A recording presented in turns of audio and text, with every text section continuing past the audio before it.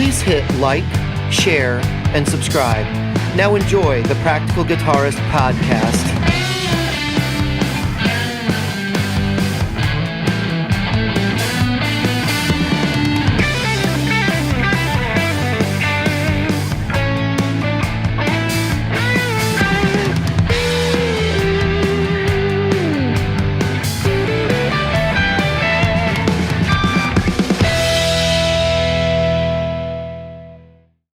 And you know who else said it? That there's a guy that works for Tolman. He's got an English accent, but he lives in Austria. I know who you're talking about. Carl He got Curlier one. guy. They sent him one for evaluation or whatever, and he Yep. was like, "I really don't see the difference." Yeah, and the only thing he said is, well, we'll talk about that big difference because people in this introduction shouldn't know what we're talking about. But I also want to talk about the thing John sent me. Then he said, I know it was in jest, but he sent me, but it's a better one. I was like, yeah, but I can't get excited about it, John. I just can't. I felt so bad telling him I can't get excited about it because I want to be excited for my friends. You know, that's what you do. You share in your friends' excitement. But okay, so let's talk about pedals you can't get excited about. You just can't get excited about them anymore. I don't care how many things you do to them. Excuse me, I can't get excited about them anymore. It's just not there. It's not in me to go, wow, there's a new. So for you, what is, and I can tell you a few of them, and one of them will probably shock you. Do you want to talk about specific pedals, or do you want to talk about like Well, I'm going to classes of talk pedals? in general, you know, that they're just, there's nothing new. It's like, here it is. It's like last episode. It's like, hey, we've got the PRS Silver Sky, and it's in another color. And guess what? It sold out in 15 minutes. And people are already with pre-orders. Their Reverb's taking them down, but pre-orders are selling in record time. And so you've got people who are selling a guitar they don't have and won't have until possibly July. And they're if they get one at all. They're selling you a ticket to get one. That's like selling your golden ticket. That was like the chocolate. Jim, I remember a product last year that we talked about that did exactly that. They announced it at Winter NAMM that it would be available in September, and September has rolled around and it wasn't available, and January just rolled around and it hasn't been available yet. And that is the Quad Cortex. Yeah, it's not actually. Is it available yet? No, it is not. Oh, there you go. They have not shipped a single freaking unit yet. And I almost pre-ordered that. I would have felt so stupid giving Sweetwater or whoever my money. Well, I know they don't charge you until it comes in, but still, I mean, they take a deposit, don't they? They did, and it's supposed to be a refundable deposit. But here's the deal. They have your money.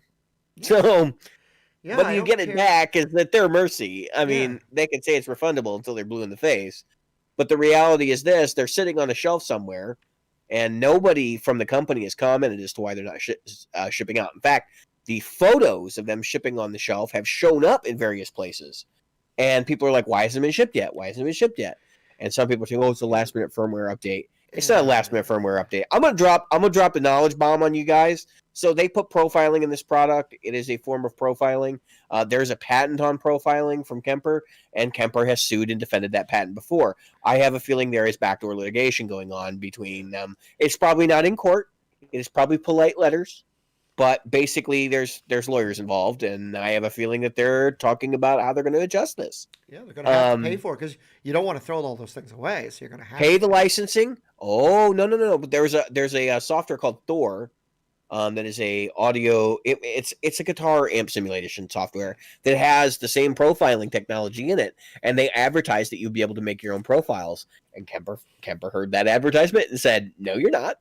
And so now you can buy that software, but you have to use their impulse responses, and not their impulse, but their profiles, right? And so this is logically going to be a similar situation where they're suing them, and they're basically what they're probably saying is, look. You've already developed the hardware and the technology. you can license it from us. Right. You know, that's what patents are all about. Right. And I'm sure the company behind Quad Cortex is going, we're not licensing crap from you. And that's why they're sitting on a shelf. So back to our regularly scheduled topic. Yeah, and it's going to be a tough one, because if Kemper is able to prove that they are the only ones that are allowed to profile amps, then there's going to be a whole lot of companies that can't do stuff. And so, the profiling, it's the profiling process, and it's specific to guitar amplifiers, which is why I think they were actually able to get that patent. Because they can't be like, oh, well, it's going to do this thing where it measures this and then it does an output that's exactly like that. Because it would have to be a lot more specific than that. But that being said, I mean, that's something nobody else had done, and they may own the patent on it for the next 7 or 8 years. That may be a thing. The patents last 14 years, I think, something like that. I'm not a patent attorney, but there is a period of time. Yeah, you can't keep a patent in perpetuity. So. Right, and it's very specific. It's not like copyright. Which now goes 100 years past the last filing. Anyway, so let's talk about some things I just can't get excited about, and probably the top of the heap, reverb. I don't think that anybody is going to do a reverb as good as anybody else has already done it. I mean, I disagree, but I disagree, I think, for a different reason. Yeah. Okay. I just can't get excited about it. I can't say, okay, not that I think the Keeley Caverns or name your favorite reverb, the Fender Marine Layer, or the whatever. I can't say that I'm not saying that those are perfect, but they've already done anything that we're talking pedals. I'm talking pedals. We're talking about anything that a live performance can do, because let's face it, software engineers aren't running through pedals most of the time. They're running through software, through some kind of emulation device. So even a lot of reamping now is being done in the software. You're going out, you're going through your buses, you're going to a reverb, you're choosing that reverb from the several hundred reverbs you have, and you're sending that back in.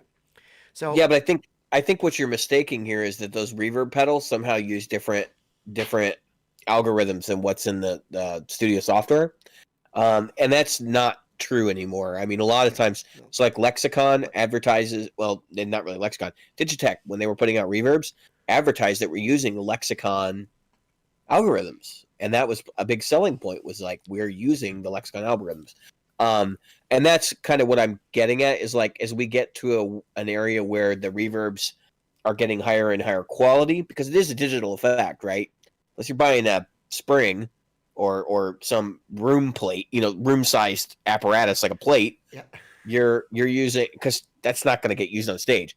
You're using some sort of reverb effect, either a rack effect or a pedal, and I don't look at those as different. Like a rack effect and a pedal, really the only difference is form factor. So I think maybe that's why we might have a difference of opinion on that. Yeah, there are definitely some shit that I don't get excited for, but that's not one of them. Yeah, I can't right now. I can't get excited about it, and the reason I can't get excited about it, probably more than anything, is that when it comes to reverb, and the next one I talk about, is that if you're in a room, you're going to have the room's effect of reverb as well. And so you're always going to be playing against reality, you're going to play your emulation against anything real. Because unless you're playing in a studio, then whether you're playing a rock and roll arena with 100,000 watts behind you, or you're playing in Bob's Bar and Grill with 15 watts, you're still messing with the stuff that it bounces off of and the stuff that it loses.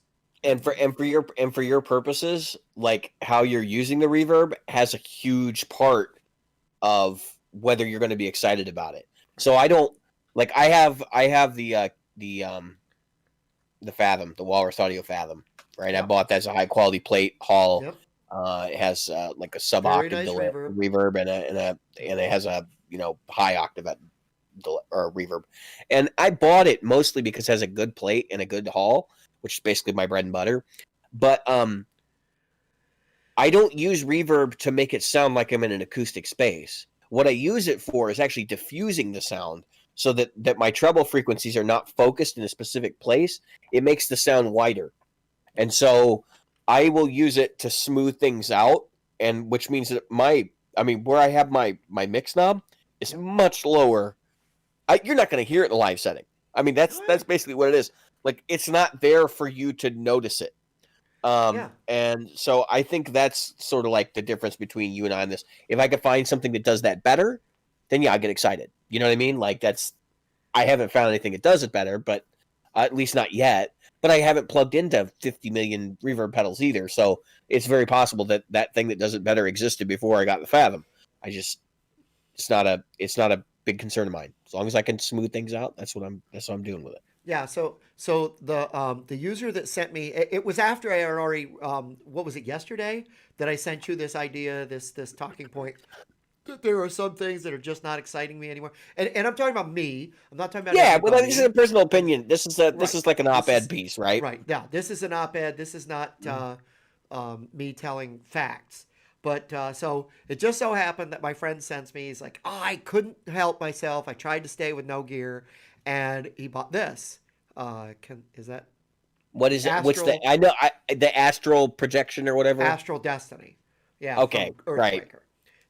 Similar device to what you were just talking about, and I can't. I wanted to get excited for him, and I can't because I can't see myself, you know, like, okay, I got the Keeley Caverns. I've got the built-in reverb. I got a twin reverb, which is one of the reverbs that everybody's trying to emulate anyway. Which, I find that so funny. People I had somebody reach out to me last week. We were talking about reverb, and they go, well, it doesn't have a spring sound or whatever. Talking about the Fathoms, and I'm like, I don't need a spring sound. They thought I was nuts. It was like, you don't like spring reverb? And I'm like, I don't really. I mean, I like a very specific kind of spring reverb, and I have never found a comparable spring reverb to the real deal. My DeVille, I've never had a digital spring reverb I liked. I'll be honest with you. Never. Yeah, no, I'm the same way. My DeVille had a great spring reverb. It was a big old spring and a bottom on an amp. But I can tell you this from having a physical spring reverb, 50-50 shot when it was going to work when you stepped on the pedal. And what did you do? What did you have to do to get that thing to work? Kick the amp. Well, so those relays in that particular tank from Fender, there was a period where they were producing them where the relays would fry or they would stick, or the pan itself would get gunked up. And it wouldn't work right. I have not had that experience with the spring reverbs that I've actually enjoyed using. And you know what? You know what's crazy?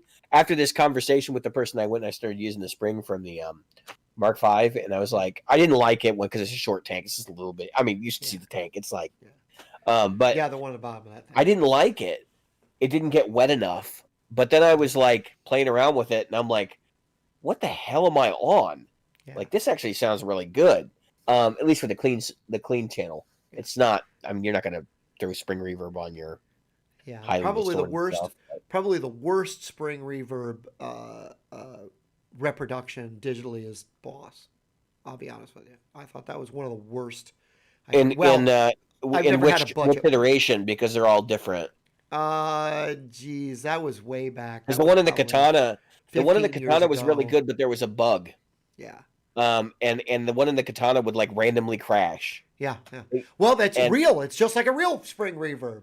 Well, no, it wouldn't like not work. It would make that sound while you were playing it. It was really crazy. I enjoyed that. Was part of the spring reverb thing. Was I like to kick my amp and make it go kabang. But anyway, and then he wonders why it doesn't work half the time.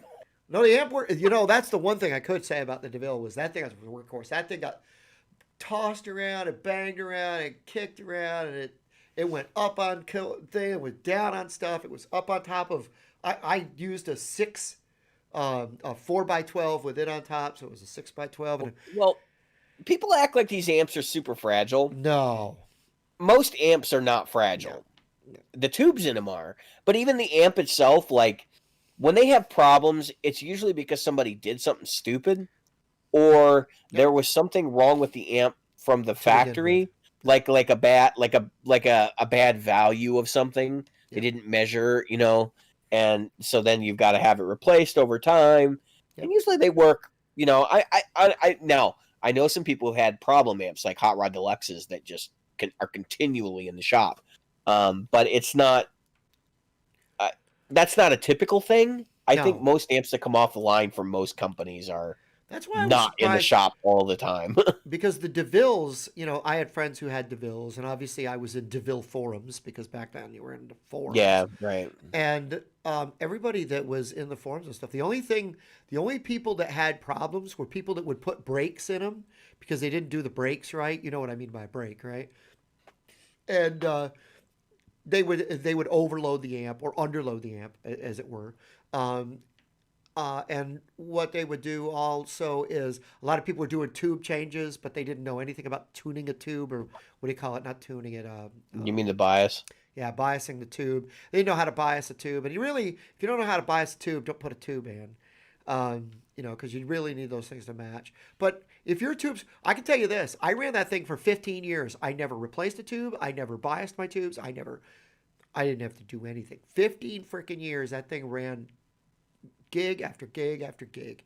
I beat the shit out of that thing. So let me share my experience with similar pieces of gear. I had a Peavey Classic 30. I played that thing pretty hard. I actually gigged it a couple times for about 4 years, and I had tube failures. It's EL84s. That amp is sort of known for having a cold bias. I think mine had been modded before I got it to have a warmer bias. And so I went through I think 4 EL84s in the time I owned it. It is a fixed bias amp or cathode bias. It's not really fixed. I know what you mean. It's not self-adjusting, so there is a difference there, and I don't necessarily understand all the tech behind that, but so I ended up trading that amp off to get a Hot Rod Deluxe. I was told it was a 2x10 Hot Rod Deluxe that they had modded, and so you probably heard me talk about it on the show before. It had a custom baffle put in it, and it was fancy. Like whoever did the work really knew what they were doing. And it I liked the amp a lot, but I had actually I didn't have any problems with it the entire time I owned it. Right, I had another Hot Rod Deluxe that I actually bought for somebody else, and then it ended up becoming their amp.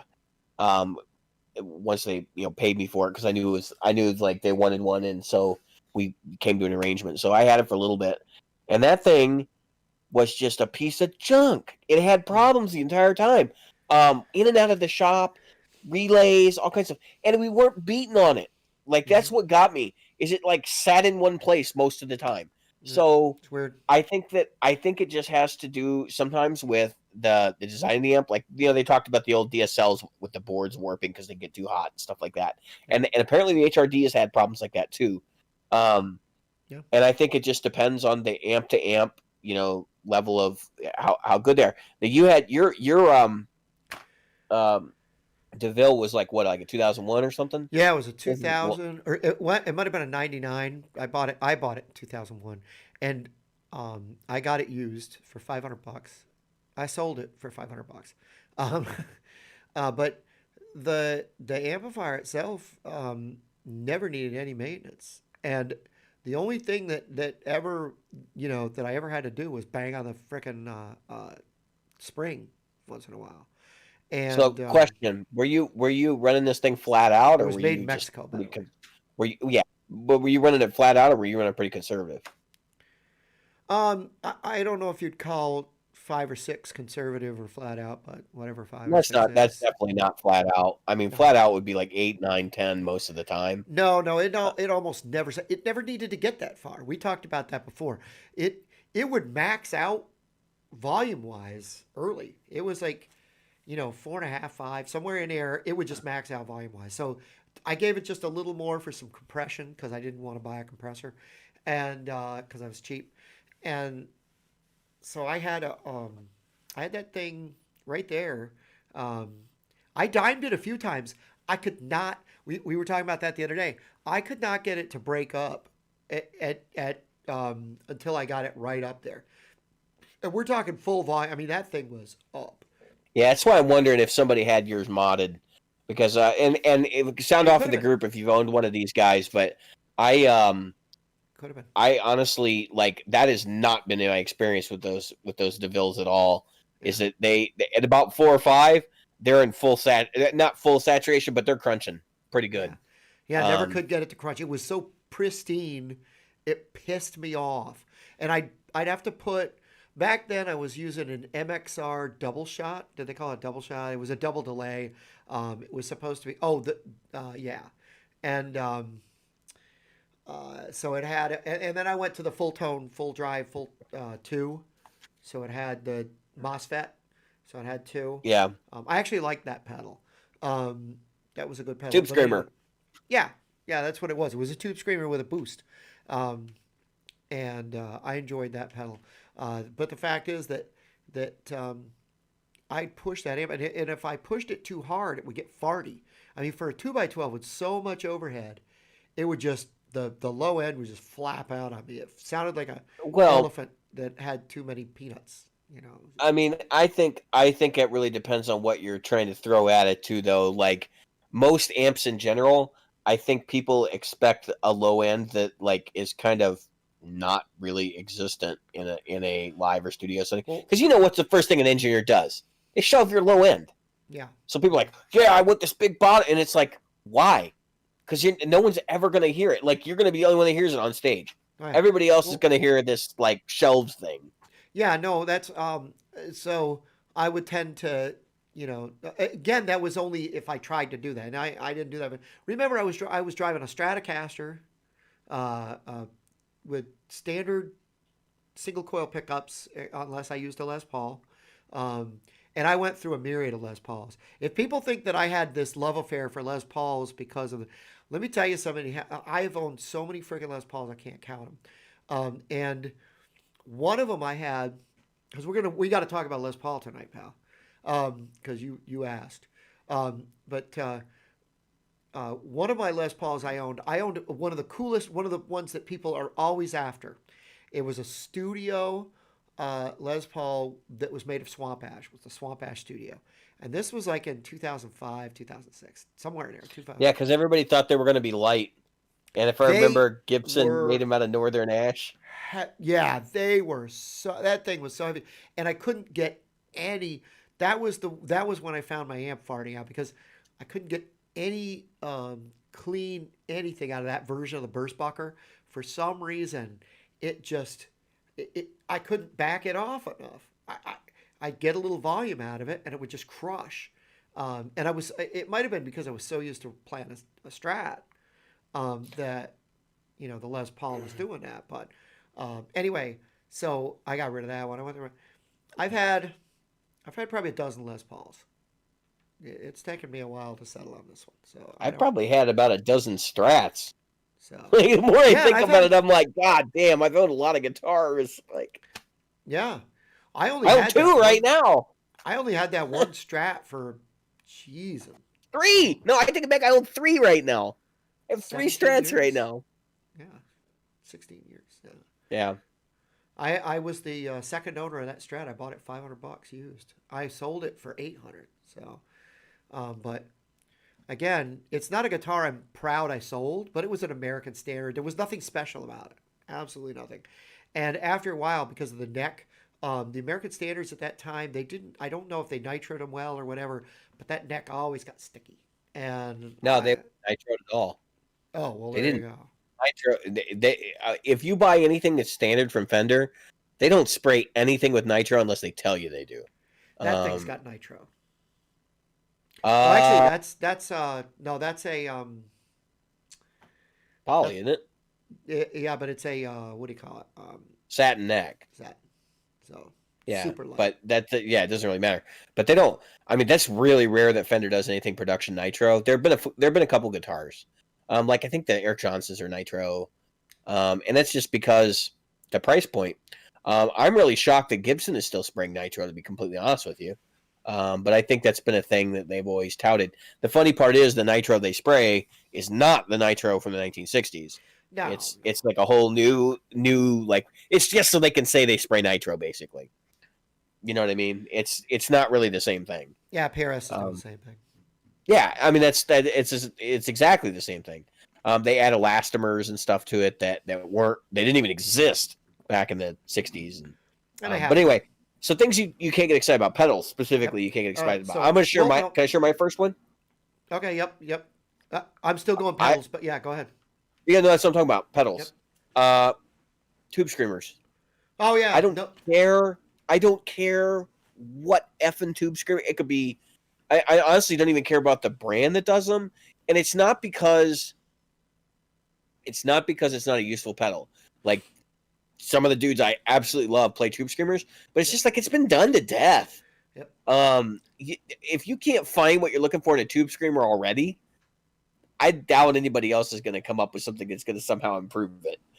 Now that said, I would love to see for somebody to make a fuzz that plays nice with buffers that has a tube screamer in parallel, so you can dial it splits your signal, one half through a tube screamer, the other half through a fuzz, so that you could use the tube screamer to anchor the fuzz sound. Yep. And then mix them together on the output. Actually, that's the way I use my Kingmaker. Sometime is I'll use one emulation of the tube screamer on one side and one emulation of the fuzz face on the other and blend them. Yep. I agree with you wholeheartedly. Can't get excited about another tube screamer. Hey, we got a tube screamer that's better. The only person that made a tube screamer that's like, I want that tube screamer. And when my year of no gear is up, I'm going to get one, is JHS. Because he put one together that the bonsai, yeah. The bonsai. It's not all the tube screamers, but it's a lot of the classic ones. Yeah. The TS-808. There's a few that like I mean it's like I like the because I don't I mean if I'm gonna use a tube screamer, I don't care about the gain control. You can take it off there. I don't need it. I just want it to be like hit 9, just preset it at 9 o'clock. And then the ones that I found that I really like was the Mesa Boogie Grid Slammer, and it's a tube screamer, and it has almost no gain to it. But it's like the perfect boost for that kind of thing and that kind of music, you know. So I really like that pedal. Yeah, either I'm going to get another full tone, or I'm going to get the full drive, or I'm going to get one of those. And that's it. That's really, I mean, so all right, I got one. Delay. Yep, I can't and this is me again. This is my opinion, and here's why I can't get excited about another delay. I'm not saying anybody can't do delay or do it well. Okay, that's not what I'm saying. What I'm saying is I can't get excited about somebody else going, look, I can play Run Like Hell, the intro to Run Like Hell, or whatever thing. The prerequisite, like when I'm doing a demo, I got to do this, Streets Have No Name, or Streets Have No Name. What's the other one? One. Whatever Edge song you got to put up there. You got to put a David Gilmour up there. It's done. It's done. It's done. We don't need another David Gilmour-esque. The only thing. Do you know what I don't have on my board right now? A reverb. David. Or a delay, rather. A delay. Okay. Yeah. I don't own a delay. I don't even own a delay right now. I can't get excited about another delay. I have, as you know, I have the Carbon Copy and the Carbon Copy Deluxe. I have them both. And the reason is because I have my small board and my big board. The little board. And here's what's funny. When we're all done, I'll do it. But anyway, delay. For me, delay. I'm done with delays. I don't care anymore. I just don't care anymore. I still have a soft spot for delay, but like I think by and large the delay I want doesn't exist, which would be some sort of tape delay, right? Yeah. That's inexpensive enough that you can still maintain it, and that there's still a market for it. Not like the one that Full Tone makes. Full Tone's just like, dude, I think the solid state tape echo is $2,000. Yeah. The tube tape echo is now $3,000, and the one I would want is an EP1. Yeah. So, for me, like, it's just that's unobtainium and also just not giggable. Right. Even if you had it, you're not going to take it to a gig. So the Bell Epoch exists. If you're not familiar, Catlin Brad makes a pedal called the Bell Epoch, which is like basically it's the preamp from an Echoplex. I mean, literally the preamp from an Echoplex. The solid state tape echo and the Echoplex share the same circuit. And it's everything up to the tape basically is, to the tape heads is basically the same. And then instead of the tape heads, what it has is like a perfectly pristine fat digital delay in it. And then it has the output stage from the Echoplex. So your controls control the digital part of it as though it were tape. And it is, I mean, it's just a little pedal. It's $350, I think. But if you need an EP1 and you want it to never die, that's what you buy, right? And like Eric Johnson and The Edge and all these different people have bought them because it's like my Echoplexes are just not, I can't tour them because they're whatever. In fact, Eric Johnson had an Echoplex that he took on tour that I think he had like the preamp and all the guts of it, and then it was like plugged into a deluxe memory man that was inside the unit.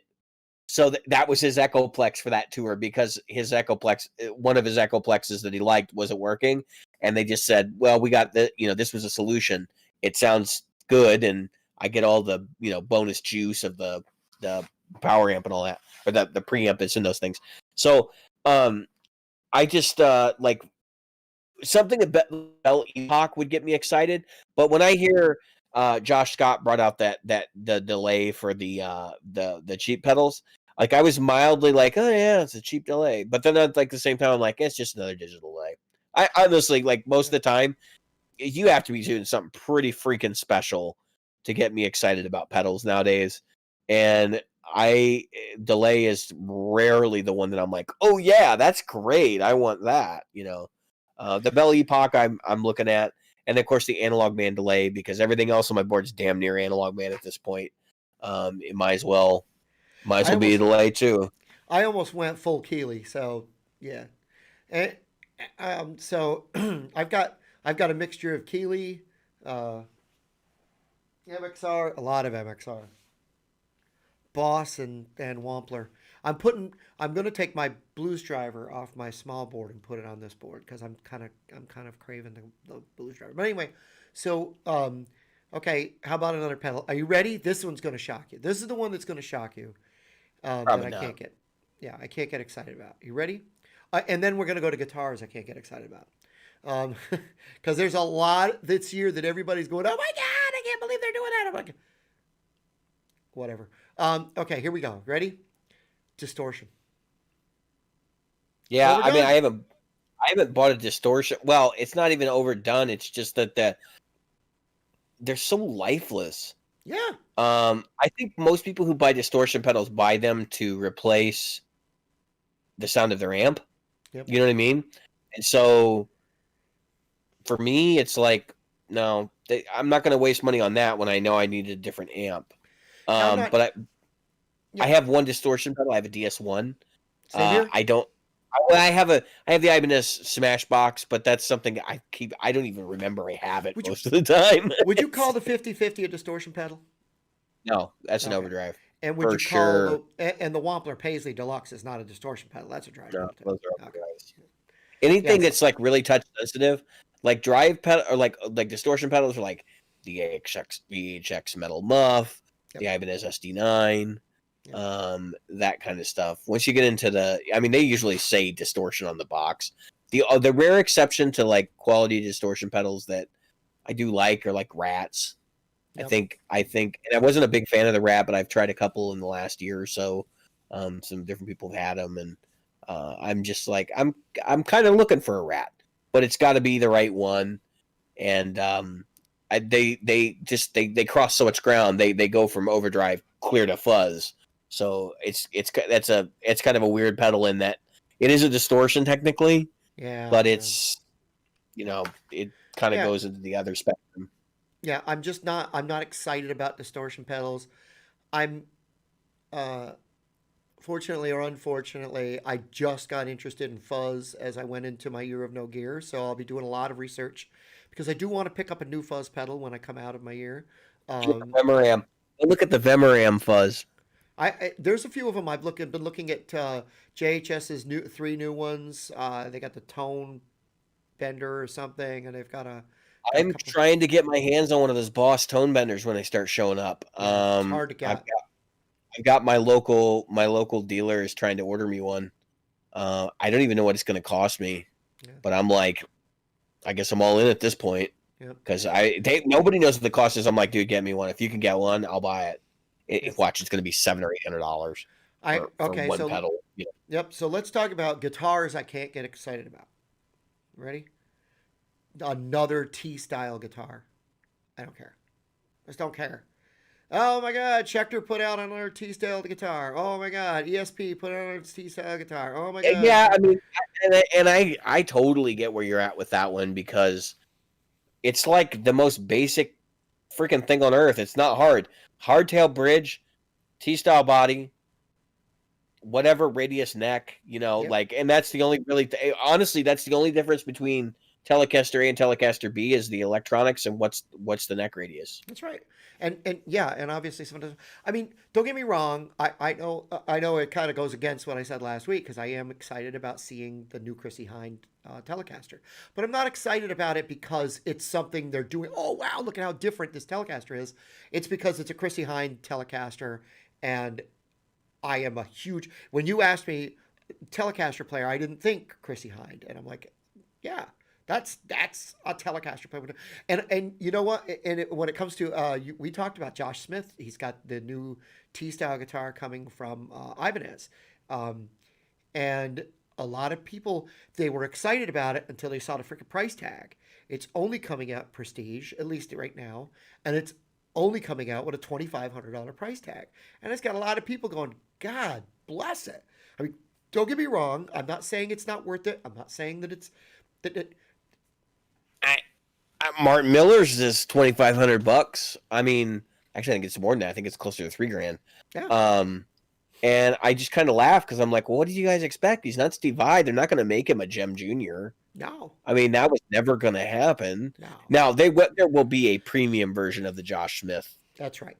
And yes. Yeah, and they will call it the Flat 5.2 or. I wouldn't be. It'll be the Flat 5 Junior, but or the Flat 5 Premium. But I will tell you right now, he already knows that they're going to do that. That's not even he can't announce it. He can't say anything because it hasn't been like they haven't. I guarantee you that they won't. He's not allowed to say anything, but they're probably already talking to him about like what features can we cut down because they know that the demand for that guitar is going to just be astronomical. That's going to skyrocket. That thing looks awesome, by the way. Can we take a minute to talk about it for a minute? Because sure. I watched his live stream. He did an hour live stream showing this guitar and answering questions. Yep. What is with people? Like, oh my God! Everybody's like, oh, well, what about the original builder for the Telecaster he plays? I forget what his name is offhand. And and like, how does he know that you do? It's like, guys. Stop and put yourself in Josh Smith's shoes. And actually, it's kind of funny because Josh didn't bring up the issues I would have brought up. It's like, okay, I had this relationship with this builder. He built me this excellent guitar. It's my favorite guitar. I play all the time. I used it as the model for this Ibanez model. Look, first off, this Luthier, there's no way in hell he's ever going to produce the quantity that Ibanez can. Yeah, if he put out 50 guitars a year, that would be huge. I mean, seriously. But here's the thing. This guitar isn't identical to his original. It's not. No. That's pretty abundantly clear. In a lot of ways, it's not identical. Nope.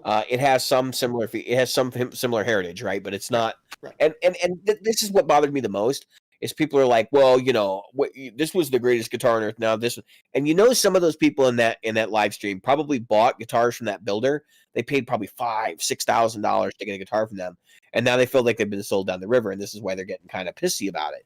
But what was really funny to me is like Josh only needed to really say one thing, and that is, what am I supposed to do if this one breaks? If something goes wrong with this one, or if like, God forbid, it gets stolen or burned in a fire or lost in a flood, which happened to Brad Paisley. Yeah. Like, I think he handled it well. If I can remember correctly, what he said was that he and the builder got together and he explained what Ibanez had said, and the builder was like, "Yeah, go for it," because I can't do that. Even like the other side of it is Josh, he's never going to get this opportunity unless he takes it. You know what I mean? Like, people need to realize that he's got to eat, and honestly, I don't think Josh Smith is the kind of guy, like, he's making enough money as a producer right now, doing Joe Bonamassa records and stuff like that. He could probably just stop playing music if he didn't want to do it. Joe Bonamassa, Eric Gales. I mean, he's like the whole, like, Andy Timmons. He did a record with Andy Timmons. Matter of fact, he just finished that. Yeah, and it's like, do you really think that it's right for him not to take this opportunity because he's selling out or whatever? Dude, it's blues music. Nobody's expecting you to like be super punk rock about it and screw the establishment and all this stuff. Right. I just I look at this and I'm like, who are you people? Where did you come from? Why are you being so aggressive against him? Like, it just doesn't make a lot of sense to me. Because people need, for some reason, I don't care what. Have you ever noticed this? And this goes bigger than the Josh Scott live. I don't care if I'm watching Josh Scott or if I'm watching Phil McKnight or if I'm watching some random dumbass who just started doing live streams last week. People have got to go in there. I just got this guitar. What do you think of it? It's like, yeah, who cares? Like, what strings do you use? Oh, did you see somebody asked him the first two of the questions? I'm like, I know they're coming in, and sure enough, what strings does he use? What picks does he use? That's like, what?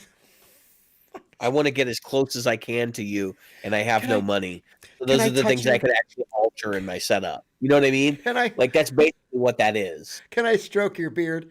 I mean, I'm like, come on, people, stop being so freaking sycophantic and just and realize he's just a guy who's over there playing guitar and he just happens to be exceptionally good at it. I mean, yeah.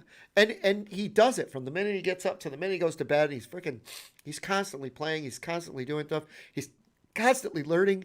I mean, this is a guy who doesn't just listen to jazz. He fucking performs it. I don't know. But anyway, so the thing that people do is they go, I just bought X. What do you think of it? I don't care if it's an amp. I don't care if it's pedal. I don't care if it's a guitar. Because they're looking for vindication. Right. They're looking for some kind of validation that I spent my money and I spent it well. And then if you tell them, well, I tried that. I didn't like it. Oh, my God. You think you stepped on their puppy. It's so like, I've been guilty of this. When I first started playing guitar 20 years ago, of course, immature and stupid. Yeah. I ended up getting that Line 6 Flextone, which I've talked about on the show before, a Flextone 3 XL. Yeah. And when I wanted the Marshall DSL, right, and my parents kind of talked me out of it because they're like, it's not versatile, whatever. So I got they bought me the Flextone, and then I played that amp for years, but anyway, I had that amp. And I remember being on the Line 6 forums, and I remember checking the artist roster on Line 6 all the time to get vindication that somebody else in the professional world actually used the equipment that I had. Yep. And you know what I found? You know what I found out? No one in the professional world was using that thing, and at least not on their artist roster. Well, and no one was using a lot of their products in the artist roster. I remember when Evanescence, the guitar player that was playing for Evanescence, started using the HD 147, which was the head version of the Flextone with the extra heavy metal stuff in it. And they were like, I was on like on the front page of their website, like, oh, this person is using it. It's like, does anyone really care? I mean, it's not a guy that you would actually care about. And I can remember latching on to every article I saw where somebody said, I used a pod. Yep. And going, there's vindication, that's but like now that I've been in the game long enough, I know that 3/4 of the time what they said they use is not what they used. I would say literally 3/4 of the time it's probably complete horseshit. Yeah, you're probably right. Or they're doing dry tracks, and then when they leave, the mix engineer's like, I'm taking the dries, fuck this shit, and throwing their stuff in the garbage. Because if you watch anything where they talk about 90s music, for example, and like the mix engineer and what their role was, basically their role was to make sure that your product was sold. And so they'd have these guys that like literally were using the same drum samples to redo all the drums that they ever did, or mixing them with the existing drums. And they were doing the same thing with guitars. If you don't think that they weren't taking the dry track and going, I'm glad they gave me a DI, and just slapping it through a triple rec and dialing the knobs the same way on all these records. Think of all the new metal records that all sounded identical.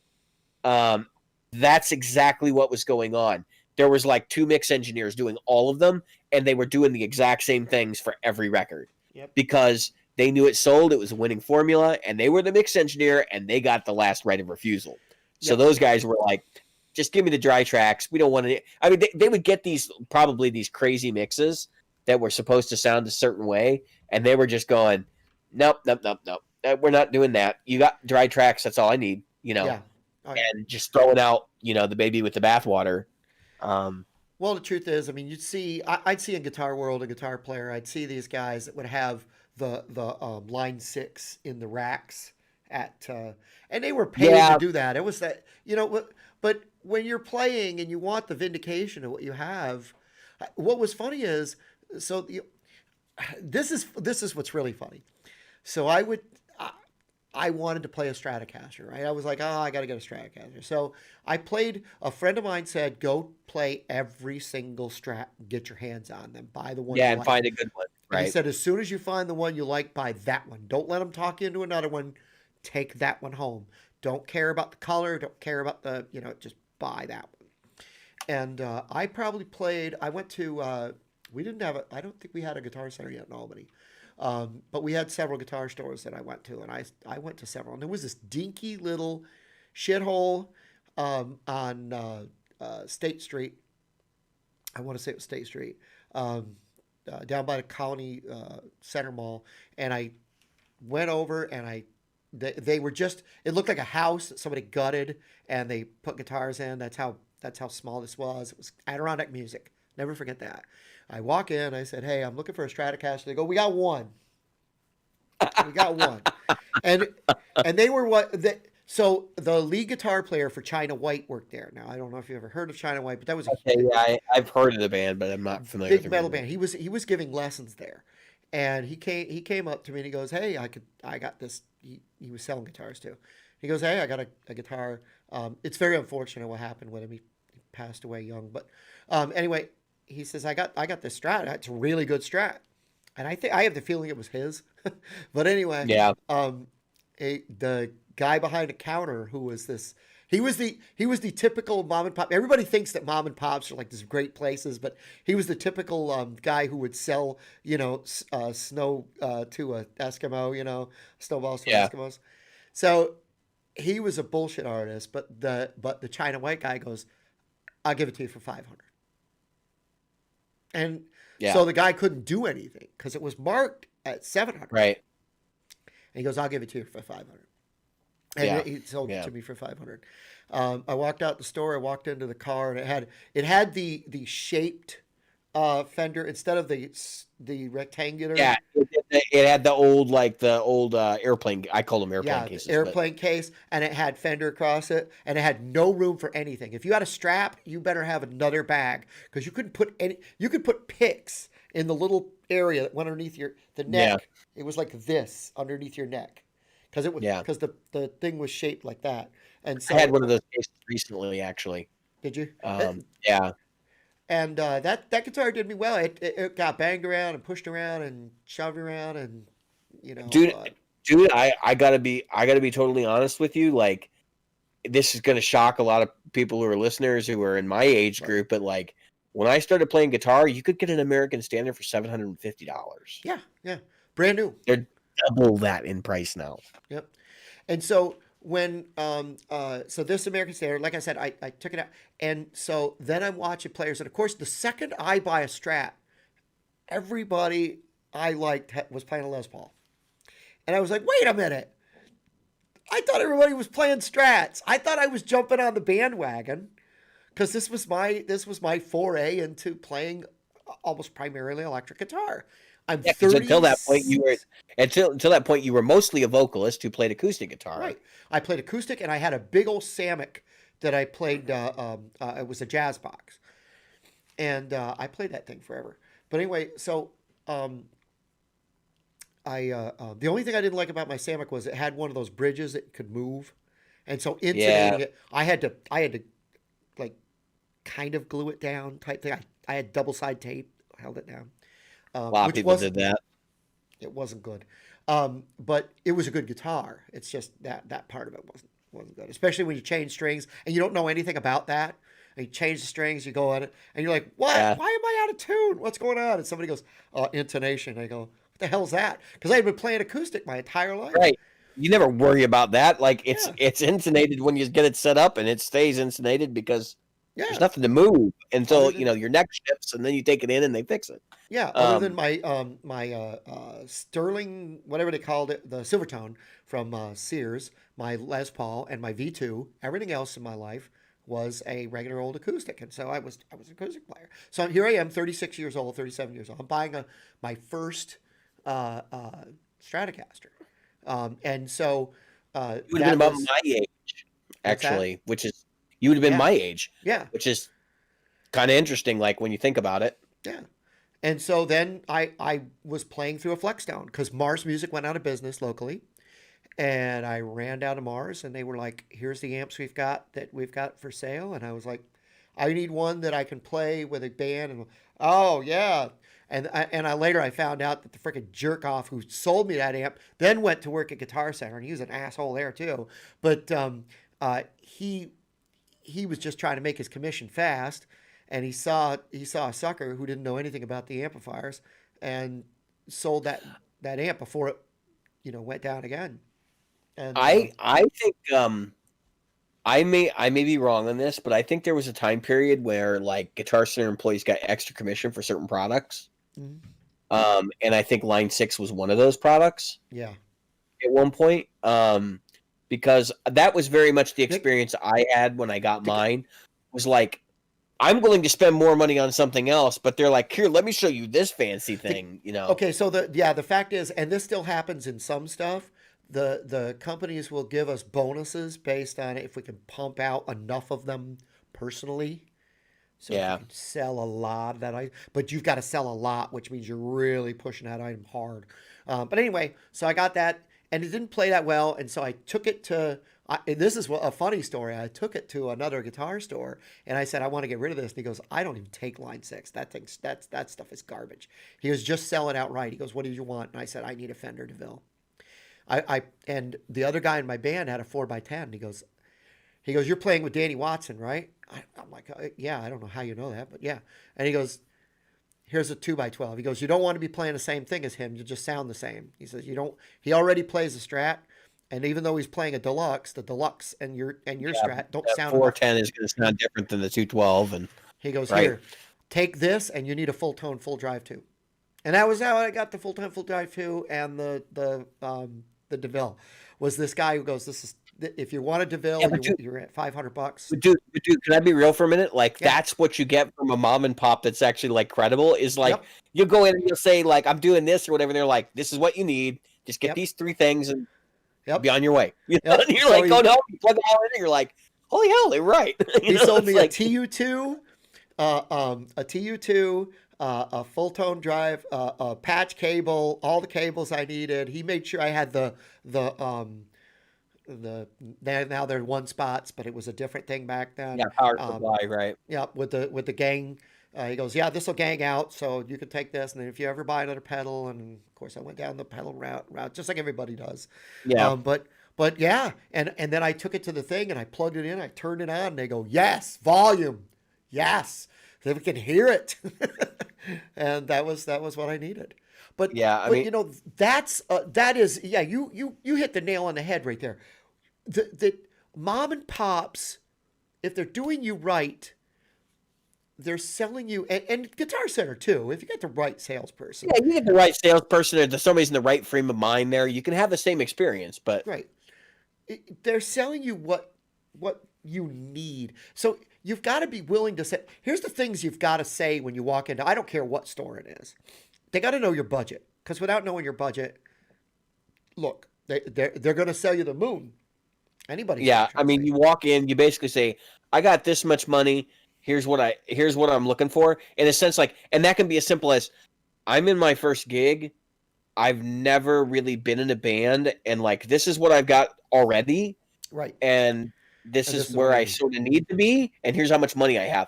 They Yeah, can, like, they'll work with you, and they will find you the stuff you need, and that's the cool part about doing that. And I've seen people come in and say, like, I'm playing a church gig, and like, I don't have an amp right now. All I have is, modeling stuff, and then they're like, okay, right this way, yep, look at this and this and this, and pick the yeah. one you want. Um, So so bouncing back, yeah, yeah, let's bounce back. T style guitars. I can't get excited about T style guitars. Give me a guitar you can't get excited about. um, God, Ibanez RGs. Yeah, They've been done to death. Every possible iteration and permutation of the Ibanez RG exists already, and the thing that, like, John shared one in the group, John Bott, and I was looking at it. I'm like, it's a Prestige, big deal, like J Custom, whatever. The reason why is because it's an RG. yeah, Like, it's still a Wizard neck. yeah, I don't care if it's a Wizard 1, 2, or 3. It's still going to be thin as shit. yeah. It's the same RG body style. I think that's why the IEZ sells so damn well, because they don't look anything like the RGs. They're more like a Strat. Yeah. The RG was like a very 1990s specific body style, and I think that by the mid 2000s it was real long in the tooth, and they're still producing them, and it's mostly for like a certain segment of the market, but it's a nostalgia item.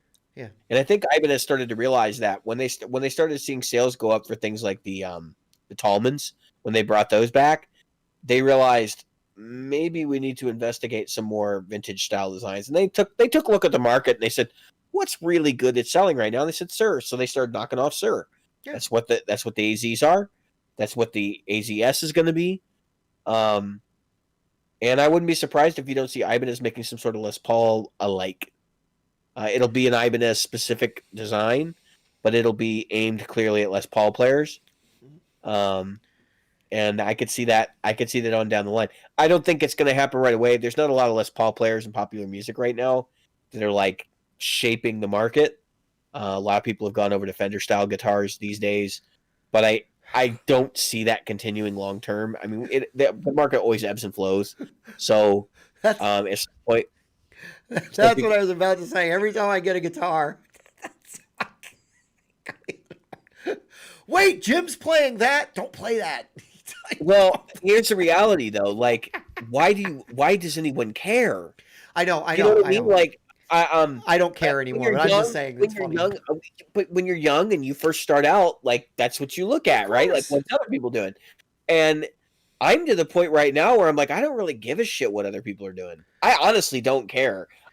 When I play, when I buy amps, I mean, the Mark 525 is probably the least cool amp for a lot of folks. Yeah. They're all looking at, what, Milkman and stuff like that. Especially, even people that are playing similar genres to me are looking at other things. Yeah. And I bought a Fillmore. I don't give a shit. Like, I'm just like, you know what? I want the best Fender sound I can get out of something that's not a Fender. And the Fillmore's freaking great. If you haven't played one, they are great. I mean, that's another thing. Josh Smith, of course, before he was playing this guitar, it's different. But here's a guy that's playing a Telecaster in the jazz world. I mean, He plays Tellys, he plays Strats, he plays Les Pauls, he plays I'm all just kinds of saying shit. that's his number one. Yeah. Yeah, like he's expected to play a Telly. If you go see Josh Smith, you would. He'll have something else on the stand behind him, but for most of the set, he's probably going to play his Telecaster. Yeah. You know. Yeah, he was on with Anderton, and I had to laugh because Anderton was reminding him because Anderton is obviously the king of sales, and he said to him, he goes, "You've got to remember." He said it right out on the thing. He goes, because he kept saying, "Yeah, this." He's playing that guitar, and he goes, "This guitar, it's kind of like my guitar. This guitar, it's kind of like my guitar." And then finally, the captain says, "You've got to remember that is now your guitar. That's my old guitar. This is now my guitar." In other words, push that as my guitar, because otherwise people are going to see that as disingenuous, and that really that's still your main guitar. You're just trying to shill this thing. And he said it very nicely, but he really he plowed. It'll be real interesting to see what. And I've actually been kind of wondering about this. Like, are we going to see his number one out on the road anymore? Yeah. Because honestly, I think if I were him, if I were Ibanez, I would be like, yeah, no, you're not. You can bring it as a backup. I want to see the Ibanez on stage most of the time. That's right. That's right. Absolutely. I was. So anyway, yeah. So you said which one? Oh yeah, you said the RGs. Okay, are you ready? Well, I mean, there are others, but the RG is one. I honestly don't get excited about Strats anymore, which is another. Oh man, you jumped me. You jumped me. Okay, Strats. I don't get excited about any of the classic designs. I don't. Actually, I would get really excited for like any guitar, really, and there's a reason for it because I have stuff that I like. Yeah. I mean, I know that. Even now, I'm thinking about like what I'm going to do when it comes time to actually buy the next guitar because it's going to come. I'm actually putting $1 aside every here and there to do it. That's what I'm doing. And I'm like kind of like nothing really interests me all that much, and I'm sort of going to be of the frame of mind like. I'm going to play it and I'm going to know. And that's how it's going to go. So for saving money, folks, there's a little trick that you can use that's really, really cool and really, really easy is put a dollar amount away that's equal to the week in the year you're in. So in week 1, you put $1 in, week 2, you put $2 in, so on and so forth. By the time you get to the end of the year, you've got almost $2,000. So you've got at least $1,500. So do that. That will save up a lot of money for something that you want to get that's bigger. One of the things that used to hit me, and you know because you saw me in this frame of mind before, was like I got the Ultra, right? And I've got these other ones. Before I thought, oh man, the Ultra Lux. Oh, I got to get the Ultra Lux because that's cooler and it's newer and it's. I thank God they made an ugly headstock, but before that. And more than that, thank God all he did was put freaking stainless steel frets in an Ultra and call it the Ultra Lux because that's really all they did. And to me, when it boils down to that, if I really, really wanted stainless steel frets, and that's when I need a fret job, I'll put them in there. I'm happy that Gibson has said, you know what? We've maxed out the Les Paul. You want a 50s Les Paul, that's it. That's all we're going to do. Now on, that's 50 standard. The SG standard, that's what it is. That's what it is. You want to change out the pickups, you change out the pickups. We're putting them out like this. The 335, you can get the figured or you can get that one. That's what we're doing. I enjoy that because it's easier on me. It's not trying to force me to buy something that really has no upward potential. I mean, I looked at a lot of stuff that at first I was like, wow, because you get caught up in excitement. You know what I mean? It's like a football game. It's like, your team is scoring and you're like, yes. And then you go, but at the end of the game, it's just your team either won or lost. And I don't, I mean, I get that way with work actually. Like I see my company as a sports team and I want them to win. Right. But I don't, instruments, it's not that way. In fact, I can look at a company like Gibson, and I've been adamantly critical about Gibson, and I don't like the way that they run their company, but I'll buy a used Gibson. I mean, it's got to be the right one. I mean, that's what it boils down to. I could play guitars that I think are hideous, and if I find one I like, even if it's hideous, that might be the guitar. You know what I mean? It's not even, it's just got to be something that, like, touches me in a certain way, I guess. Mm-hmm. So I just don't get excited about guitars in general anymore. I get excited about playing guitar. I get excited about good guitars. So like if I'm playing with somebody and they got a guitar that's like, here, take this, and I'm like, damn, how much you want for this? Like, exactly. like that's. But I'm not going to be the guy that's like seeking out, and I definitely don't have the penis envy for guitars. Yep. Like, oh my gosh, that's like $200 more than the one I already have, and it's got this and this. Like, that doesn't mean shit to me. Now, there are situations where it does matter. I look at Epiphone versus Gibson Custom Shop that way. Like, if I'm looking at an Epiphone, I'm kind of sitting there going, I don't really want to buy this because I know when I see the Gibson later, I'm going to be like, shit about the Gibson. But I'm also the frame of mind like, I don't have the same feeling going from Gibson to Gibson Custom Shop. When I see Gibson Custom Shop, you know what I think? I think, wow, that guy overpaid. I'm gonna pick on Gibson right now. So one of the big things is they've got a new custom shop coming. I can't remember what it's called. Dave Murphy, somebody Murphy. I want to say it's Dave Murphy. Yeah, and they have a new custom shop called Mesa Boogie. No, it's guitars. Yeah, the Mesa Boogie thing, they have been very hush hush about what's going on there. But anyway, let's just we talked about that. They're making a custom. They're making a custom shop, is what they are. I mean, so the guitar custom shop is this new custom shop where you can get relics and so on and so on. So they're kind of doing what Fender does already. Well, I mean, it already exists. Well, yes, they're just revamping it, rebranding it is all they're doing. Well, yes, but no. Yes, it exists, and Gibson will make anything you can for you, but they don't have a master luthier you could pick. PRS does this. They can right. So they're changing the program. I know they're changing the program. Right. It doesn't mean that they're like, oh my God, we're firing all the custom shop and we're gonna close it and then reopen it as something else. No. It's literally just them retooling it. Right. You've got levels of custom shop because it's the same thing with Fender and it's the same thing with PRS. You can buy a custom shop that is just your local. They have the artist. They have the artist package. Then they have the wood library. Right. Okay. That's basically. And same with Fender Custom Shop. You've got Fender Custom Shop where you got where you chose the builder, or master builder they call it, right? Or master builder. Yeah. So now they've got the custom shops. You can spend $3,000 to $5,000, or you can spend $5,000 to $15,000. And the funny part about it is when you spend $5,000 to $15,000, you're basically spending that money so you can get a guitar that's like the $5,000 to $10,000 guitar you're actually wanting to get. Yeah. I mean, I'm busting balls, but like, to be totally honest, like I look at that with such hilarity. Hey man, you're going to the custom shop to get a 57 for $15,000. Why don't you just buy a 57 for $15,000? It's like, it's what? Yeah, it is befuddling.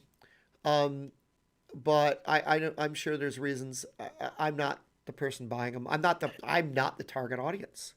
Yeah, I mean, I just think it would make more sense if you use the custom shop for custom things. Right. You want a 57 with a 61 neck? Right. Or I want my name engraved in the freaking thing. I want like they used to do with custom shops the country players, the rock players would go in and get like Elvis Presley had his name down.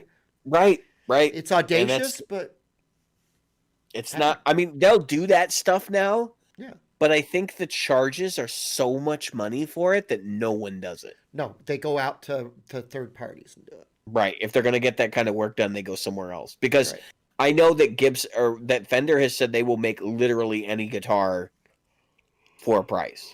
In other words, and there have been people that have talked about this, they've made basically Les Pauls and shit for people. Yeah. Over the years.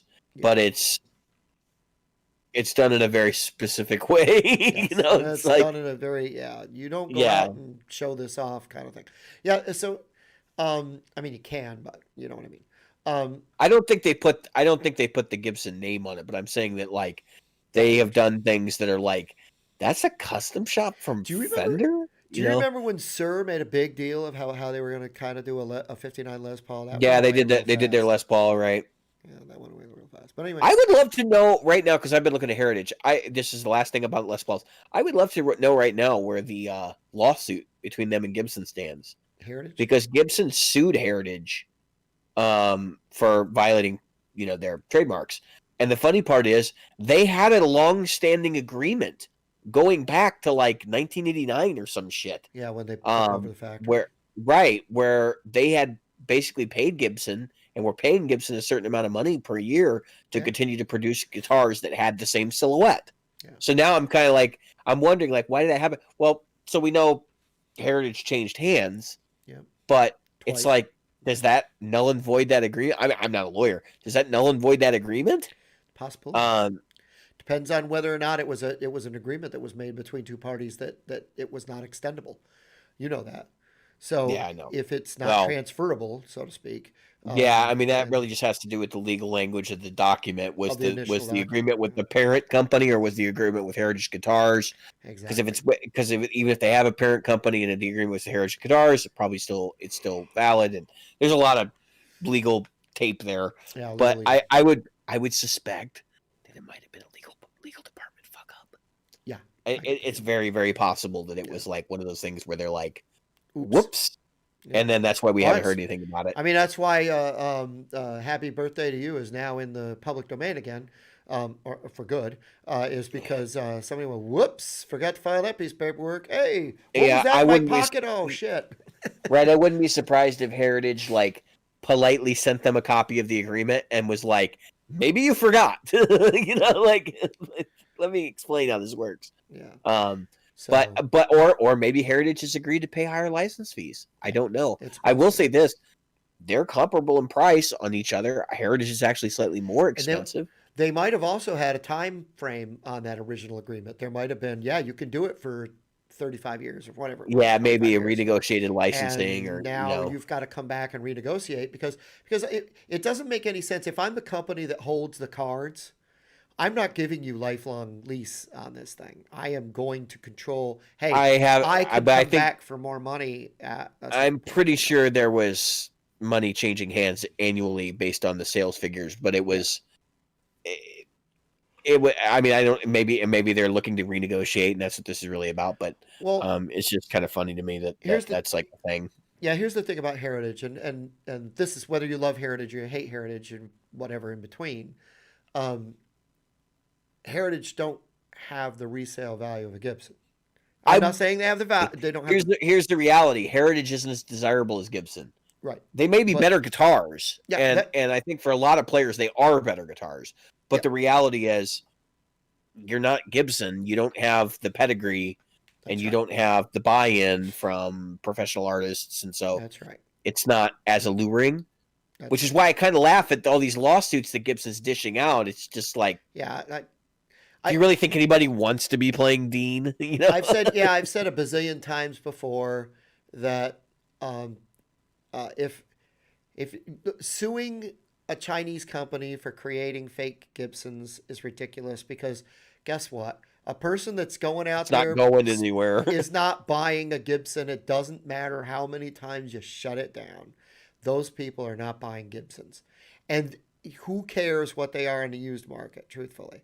Who gives a shit? That whole like thinking, we're going to shut them down because they're infringing upon our rights and whatever. It's like, okay, shut them down. You're going to drive them right into the hands of a Fender. Yeah. I mean, because you don't offer anything at those price points. That's right. You don't offer anything at those price points. That's right. And especially not something desirable. It's like at least Squier. Yeah. Fender stops at like $500. You know what I mean? Well, I can get something that's imported and still has the Fender name on it, and I can afford it. Well, can I say something though when it comes to this year's NAMM? There's been a couple other people that have said the same thing. I think this year's NAMM showed, number one, look out, we're getting price increases, and this might go for a couple of years, across the board. Because we got to talk about another elephant in the room product, Line 6. So yeah, it's definitely an elephant. Oh, God. But let me finish this. Notice that now Epiphone has crept up. Made in Mexico has now exceeded some of the American lines for pricing. And how much longer is is Fender America going to go against Fender Mexico when Fender America, the only thing that's above the highest price Fender Mexico is the Ultra and the Ultra Deluxe and the custom shop stuff, and Wait a minute. So what are you alleging is so expensive from Fender Mexico right now? the Chrissy Hind, there's another guy, Jason Yeah, but Isabel. aren't they like $1,300 or $1,500? Yeah. Yeah, but you know that there's American signature model guitars that are above that in price. Oh no, I know Quite a that. few of them. I know that. I'm just saying that we're inching the matter of fact, the Mexican models that we're looking at below those are inching to the $1,000 mark. That's where the performer is now. Yeah. Well, no, I know, and we're gonna see prices go up. Yeah. All right. First off, so like I wanna clarify something for people that are listening to the show. There's no Fender Mexico. Okay, it's all FMIC. And FMIC owns, the Japan production. They own whatever's going on in Mexico. It's not like Nintendo, where Nintendo has Nintendo of America, which is their American division that not only produces games but also, handles distribution of Japanese stuff. It's not like that. They're not two separate entities. So it's not like they're fighting against each other. And I just caution people because the way that was set up was like, is there a no? I'm just saying that when it says "Made in Mexico" on the head, that's all I'm saying. Right. Yeah. I honestly don't think that Fender wants there to be a distinction between the lines, and I think that's the reason they eliminated the "Made in Mexico" and "Made in America" tags on the front. on the front, but also on the the title of the lines. I think that's the real reason they did it, was to, it doesn't matter. It's just a Fender now. Right. It's the Performer series. This is for performers. Right. This is for professionals. And yep. These are deluxes. These are whatever. Yeah. And again, that, I'm not saying it's a bad thing. I'm definitely not saying it's a bad thing. I mean, let's face it, the Made in Japan, that's a Made in Japan right there. That black one. The Made in Japan series are great. The Made in Mexico series, you cannot. They're not series anymore. That's what you have to get around. So like right now, if they release an artist guitar, the fact that those parts come from one factory or another is just incidental. Yeah. Like when they're doing the Bob Taylor school is what they're doing, which is they understand that Chrissy Hines needs this. Right. Right. So they look at the guitar and they go, where can we produce this? Where can we produce this? Mm-hmm. And in their opinion, the manufacturing level in Mexico is good enough that they're going to produce that guitar there because they think they can get the quality control right where they want it. And it's just a fact of how they're running the business. Right. The fact that you distinguish Mexican quality from American quality is just purely incidental. No, like at least in their mind. I'm not saying quality. I'm saying no. Tag and I don't. What I was saying about the lines is they do have lines that come from Mexico. The Player series comes from Mexico. The this series comes from the Deluxe series. Sure, comes from Mexico. Right now. Right, and that's what I'm saying. I'm not saying that those are like you said. The fact that they come from Mexico is incidental, but the fact that they're so there's more to that story. So Made in Mexico means assembled there. Right. And the rumor is they've been buying parts from China, Korea, Indonesia, and assembling them in Mexico and calling them Made in Mexico. Right. And you know what? If the quality level's there, who cares? Look, that's the same as the Made in America ones. Come on, if you're going to tell me there's no Chinese parts in those things. Godin used to make necks for the custom shop. Yeah. Not production, and they did production too. You better believe it. They made necks for the custom shop. Yeah. Carvin, back when they were Carvin, in the early 90s, made necks, and actually the late 80s, made necks for Fender. And they did it because Fender didn't have the production capacity to increase what they needed to here in the States. There was a time period when every Fender guitar was coming out of Japan. Yeah. I mean, that's like, when people stop and wrap their head around that most of the Fender line was coming out of Japan because they didn't have the production level that they felt that they needed to be able to do things here. I think they made a conscious effort to blur the lines because they wanted to do that, right? Yeah. And so here's why I'm like kind of flipping around this argument. So we're talking about the Chrissy Hines Telecaster being more expensive than some of the American made signature stuff. I think Fender's looking at this and they're trying to do a paradigm shift, and I don't know that it's necessarily a good one.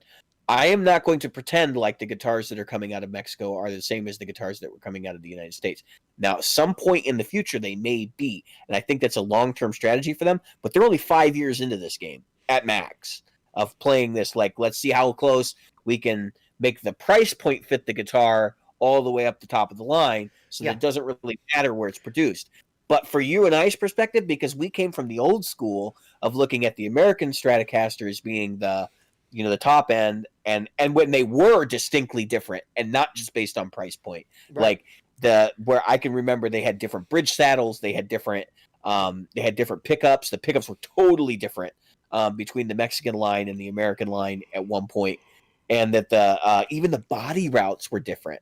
Oh yeah. Like that's a distinction. That was a huge distinction. Like you knew that if you got a made in America, it had a swimming pool route. You could put a humbucker in there automatically. But if you got a made in Mexico, the wrapped the rolled fingerboard edges on that when they did that in the late '90s was like, that's totally different than what Mexico was coming out, and they were the way that they always were, and in a lot of ways, the Mexican Strats ended up being more traditional than what the U.S. ones are, and it's not. I want to stress this is not an issue, but it's because of those distinctions that there is a bias towards one or the other, where we care about the price, and the reality is, the only thing for them that sets the price is what the market is willing to pay for. Right, what the market will bear. Right, and if you take, let's take the Chrissy Hynde or the Jason Isbell for example. Those are the two new lines. Jason Isbell's coming out at $1,500. The Chrissy Hynde is coming out $1,400. If I'm Fender and I'm putting out these guitars, and I want to be able to produce this guitar at a price point where I think people will buy it, right? And this is what you were talking about earlier. I need to be able to get my production, parts, labor, everything else, so that I'm making enough money, one, so that my vendors are making money, two, so that Fender makes money, and three, so that I can pay Chrissy Hynde, because that she's getting some money from each one that sells. That's why they put their names on these things. And so for her to be at $1,399 for a guitar that's got premium parts, I think all they did was they went over there for labor. Same with Isabel. His guitar, it's the best they could do. Of course, they're putting in a gig bag, which I still think is ridiculous, for that cost. But anyway, they're taking his stuff there. So if we're going to talk about, is it? And you and I both know. I can tell you from personal experience, having worked in manufacturing, if something costs a half a cent more, and you can get away with saving the half cent by going to somebody else or getting a different product and still meet the standards you were looking for, you're going to save that half cent. So, do you want to give you a theory on why I think the Jason Isbell and the Chrissy Hynde Telecasters are actually being made in Mexico? Sure. I want to look up the Jason Isbell thing here so I can have it to reference. Of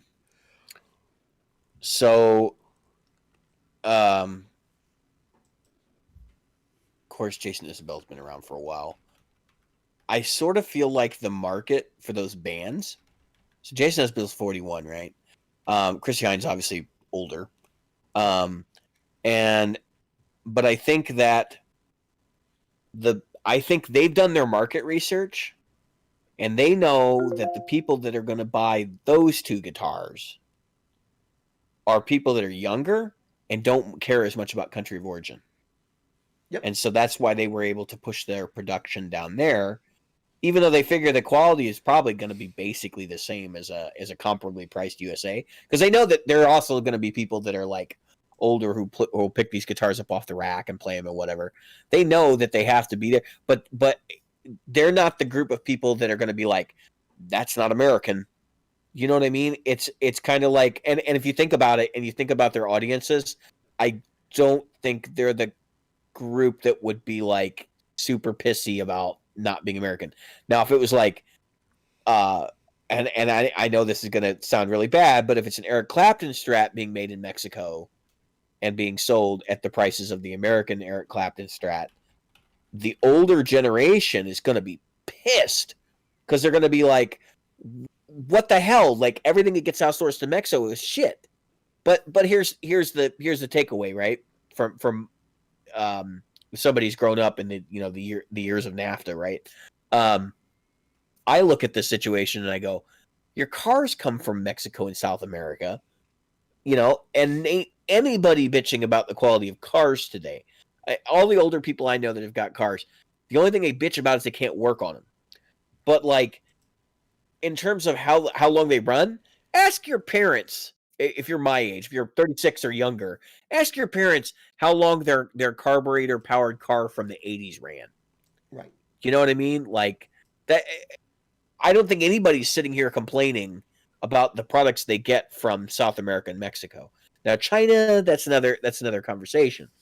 But I'm like, that's why I'm sort of like, I think this was a targeted decision. Fender's sort of playing the waiting game. They know that there's a certain segment of the market that when they go on fixed incomes are not going to be able to afford that stuff.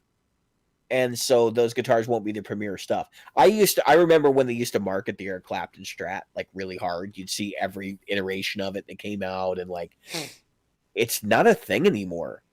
I don't see. I mean, I wouldn't be surprised if they're not producing. I know they are, but it would not surprise me if that just quietly goes away in the next 15 years. Because even though it's a popular selling model, I'm sure there are millions upon millions of young players like myself who are probably still fans of Eric Clapton. I just kind of look at it as it's like, it's not an exciting thing anymore, especially since he's now in sort of a semi-state of retirement and all these other pieces that are a part of that. But they cannot ship production of that to another country and have that guitar be successful. Right. Same thing with Eric Johnson. The people that are into Eric Johnson sort of know these things, and they're going to look at it and go, there's a quality gap here, even though there isn't one. Yeah. You know what I mean? Like that's ultimately the point, is if Fender does this right and is doing this right, which I don't think they necessarily are yet. And there could be various reasons for that. We shouldn't know. We shouldn't care. Right. And that's ultimately what it is, right? Yep. I'm not a big fan of Fender. I'm not a big fan of either of the twos. The big two. I can make it really clear to everybody that I don't own a Fender other than the one I bought when I was a kid that sits in a case. And I don't necessarily want to own new Fenders. I see new Fenders come out and I kind of roll my eyes and go, yeah, I mean, it's a good investment, I guess, because I'm going to get my money out of the guitar when I sell it. But I'm not like buying one to play one. I don't think they play exceptionally well or anything like that. Vintage, that's another conversation. But I mean, with new production, Fender, Gibson, they don't do shit for me, to be honest with you. And even PRS, like, I'm not sure that PRS today was the PRS it was 20 years ago. I don't know. I would have to go play a bunch of old ones because that's something. So like that's something it's worth discussing. People buying old vintage guitars. I think right now, if you want something vintage that's really good, go buy a 1990s PRS. Let's talk about the elephant, and then we're going to talk about your guitars. Yeah. So there's some new stuff coming out because of NAMM launches. We're supposed to get new products this week too. They're still saying like, even though because like the NAMM week was last week, there's going to be more stuff announced between now and the end of January. So here's the line 6. I'm going to blow this up so big it covers our faces for a minute. Here's the. It won't be hard. Yeah. So here's the line 6 product that people were asking for, apparently. Yeah, I got to be honest with you. Okay, this is not targeted at the people that wanted the Stomp for what the Stomp was.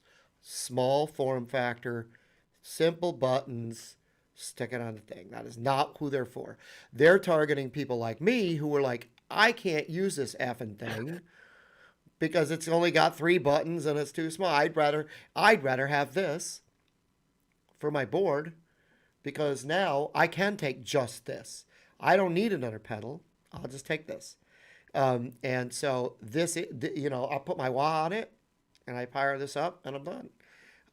And I think that it targets someone like me, but doesn't target, because I want something better than a Pod.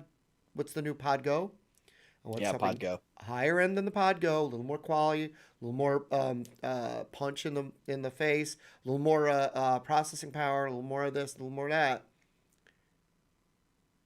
But still has the Stomp engine, and they're targeting me, who would have bought a Stomp but would have had to buy a MIDI pedal. I think that's who they're targeting. I could be wrong. There is a group of people that were saying that I need more control. I need actually, it's the same group of people who are saying that the HX Stomp should replace the Helix LT. It should have all of the processing power of the big guy, no expression pedal with more buttons. And it's at a lower price point. That's what this is. Well, this isn't the same thing though. So the LT has all the processing power of the big guy. Yeah. The Stomp does not. It has 1 processor, not 2. So therefore you only get 1 line you can arrange things in. And you only get 8 blocks, I think it is. Yeah. All right. So I'm gonna call it like I see it, and call a spade a spade. That is an ugly freaking product. It looks ugly. Like, I never thought I would look at a guitar pedal and say that, but like, just looking at the way it's laid out, it's just wrong. It doesn't look like it should. And I don't know whether it's because it's so lopsided and the button distance is what it is, but it just looks wrong. I don't know how people are going to perceive this product when they look at it visually, but for me, it looks like it needs to go back to the art department. And I know what it is, right? So they had this original case, and they probably just extended the idea.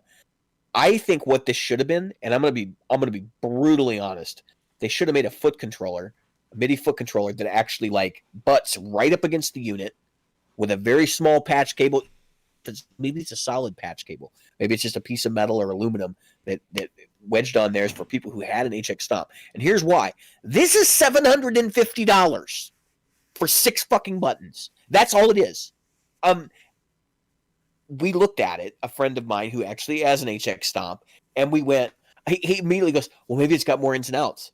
No more ins and outs. Maybe it's got more software features. No, it's an HX Stomp with more buttons.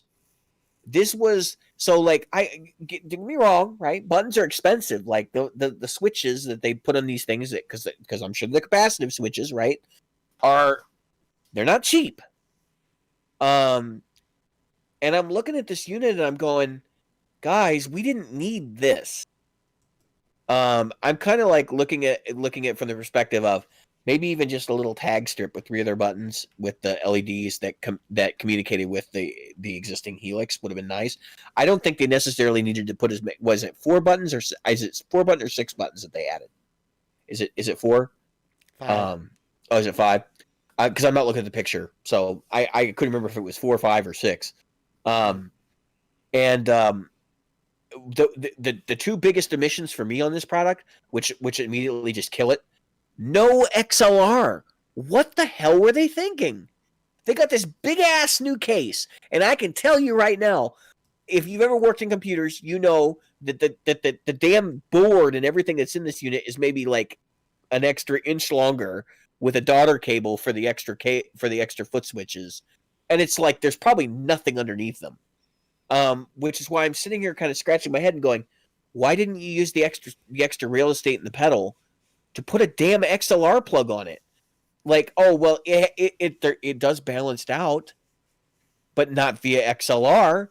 So when the sound guy goes to connect you at a gig, he's not. I mean, unless he's your roadie, he's not going to know that you can take a cable that's a balanced cable to the board. Yeah, I used to carry a balanced cable for my Kemper XLR balanced out, and I'd hand it to the sound guy, and he'd go and put me into the instrument input, and I'd go, "That's a balanced cable. It's TRS." He goes, "Well, I thought it was stereo," and I just look at him and I go, "Ask," you know. And so you know what I did? I put a big piece of blue tape on the side of it that said balanced, like, so you can't friggin' miss it. I literally put tape on there. I do the same thing. Big yellow piece of tape and yeah, write the. It was like a bit, I put a big tail. It was like a big tail, so you couldn't even it wasn't like you had to like take the cable and look at it. It was like a big like label that was like almost a foot long. So I got to admit, again, I don't think I know you're not the target, but I think that people like me are the target. They added the 5 switches I wanted and upped the price by $150. And that's what they did. They added $150. And the first time you need that first time you need that XLR cable, you're going to go, that was fucking stupid. Well, and again, I have a balance to XLR cable that I can hand off. So right, but and that's a recommendation I would have for anybody using this: would to get a balance to XLR so that when they go to XLR, you can plug right into your XLR. You're done. Do you want me to explain 2 other things that I think are stupid about this product? Sure. Number 1, if you use a real amp at all, I believe it does have a foot control out for like an amp switcher, but it's only one. So if you have any sort of like Mesa Boogie switching setup where you have like multiple cables for different functions, forget it. But it has MIDI. It has no MIDI out. It has a MIDI out plug, but that's to pass signals that come from external devices through the unit. So it's an out through. It cannot send MIDI messages. It is disabled in the software. They do not want this thing to be your controller for your board. Because they feel if you're going to do that, you should buy the big guy. That's that is a tax. That is exactly what that is. Because that thing has all of the hardware necessary to send signals out. And they have disabled you from sending. It's very specific signals that you can't send out from it too. The ones that you would need to control other devices on your board. And I think that's the lamest thing because that's where this product excels, right? Is being the pedal board thing that like kind of jack of all trades. But they're like, no, you should buy the big guy. Well, so I actually, honestly, I think this would have been a slam dunk for me. And I wouldn't be having this conversation if it was basically an LT without the foot controller. Because it has all the same ins and outs as the big guy. It's a smaller form factor. It's supposed to be lighter. The problem is it's not really a smaller form factor, and it's not really any lighter. It's Helix cheap, which is what it should be called, is Helix cheap. Because it's the same as the big guy, except made slightly cheaper. Because it doesn't have the capacitive foot switches, it doesn't have the little rings around them, it has the screen layout, which is fine. I don't have any problems with that side of the product. I just think that this is one of those situations where once you get into that $750 price tag, what's the ELT? It's $1,100. I mean, there's not really a big gap there. And I kind of like, I actually, what I told somebody was, I guess we're not getting Helix 2 this year because my thought was we would see Helix 2 at Summer NAMM. They would have a new Variax or something for the winter release. Something for the winter release. It could be anything. It could be a new damn amp. And then I figured going into the summer would be Helix 2, and then starting to swap out all the products in the line, over the next year or two. Yep. It looks to me like if they do that now, they're going to piss a lot of people off. Oh, yeah. This would not be a good time. And they're behind now. So here's why this is why I was thinking that was going to happen, because since the Helix debuted, you had the Axe Effects upgrade twice.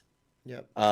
With both the AX8 and the FM3, and having the AX FX3, and then you have the Kemper, which came out with a brand new product and has done dozens of firmware updates that have made their product comparable in pretty much every way, other than the complex routing.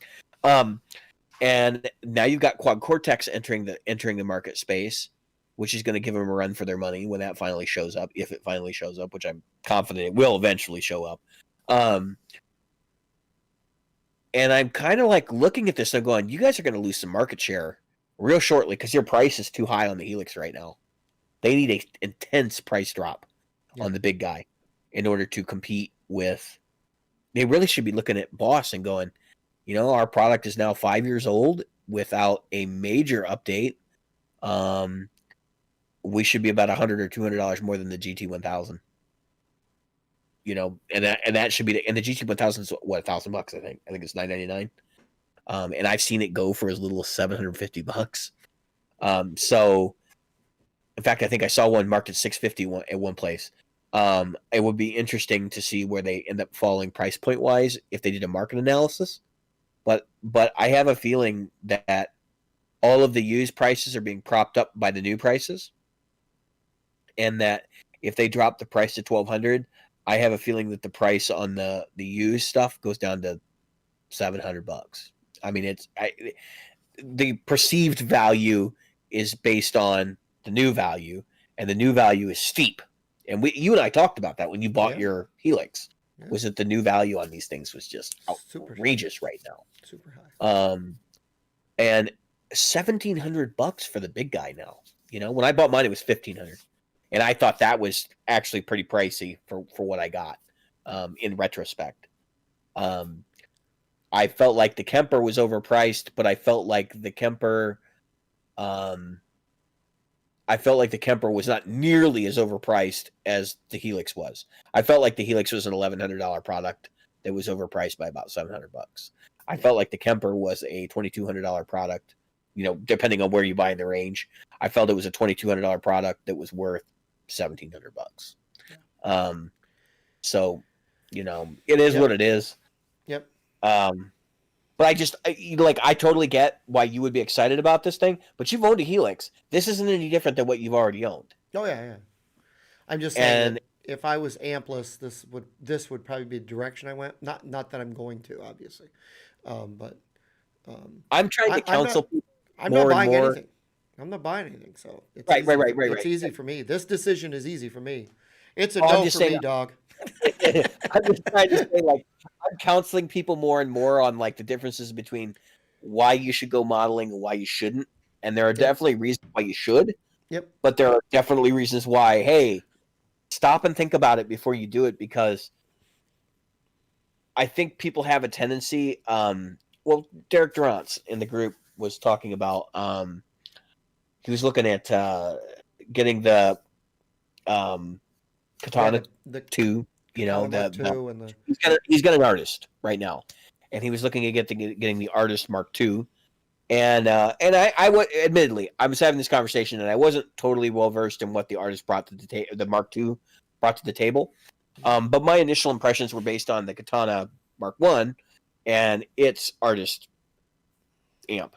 And I looked at it and I went, this is pointless. And there have been many people in the guitar community that basically said, this is not a $300 upgrade. No. So what you get is the Wazacraft speaker versus the Katana Mark II speaker, or a Katana speaker, whatever, the Katana 100 speaker.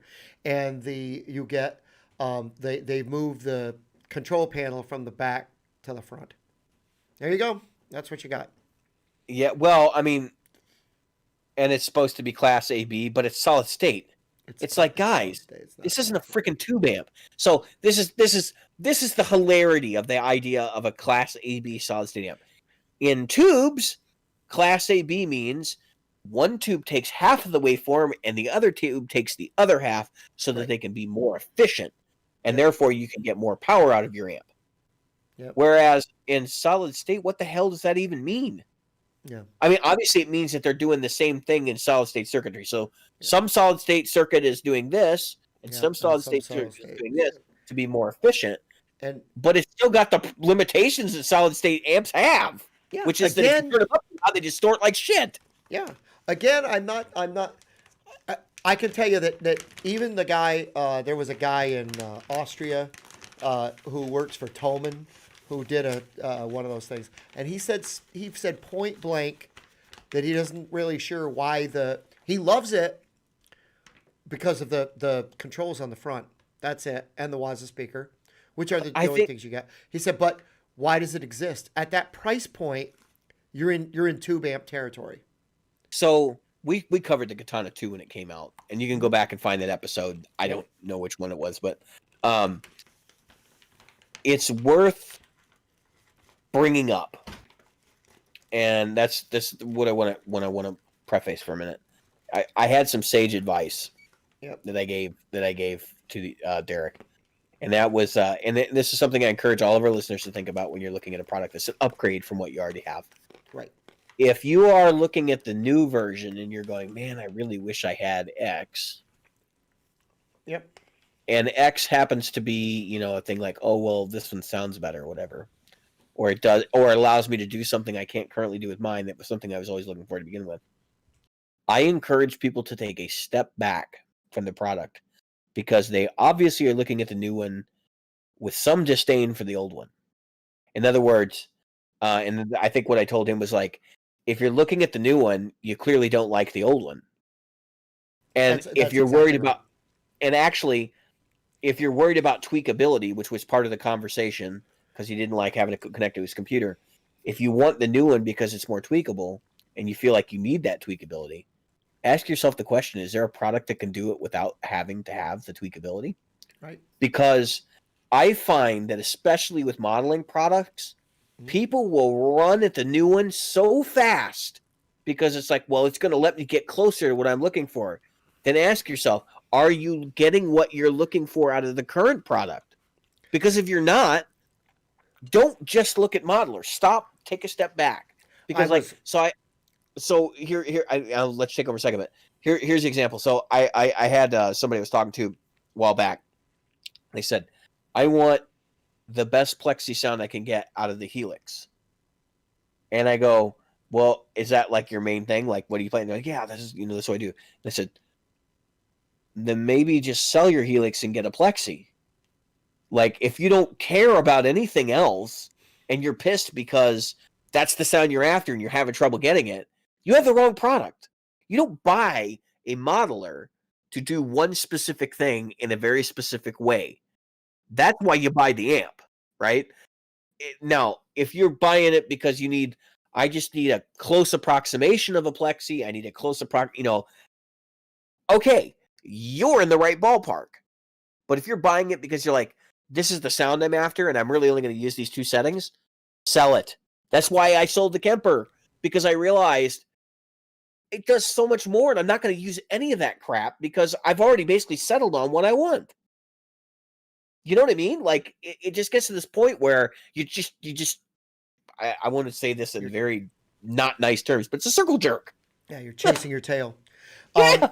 So I was in a group this week, and I said very much the same thing. This person said they had a Mustang 3, and they said they were intermediate player, really not familiar with amps and so on and so forth, and they weren't getting the tones they wanted out of it.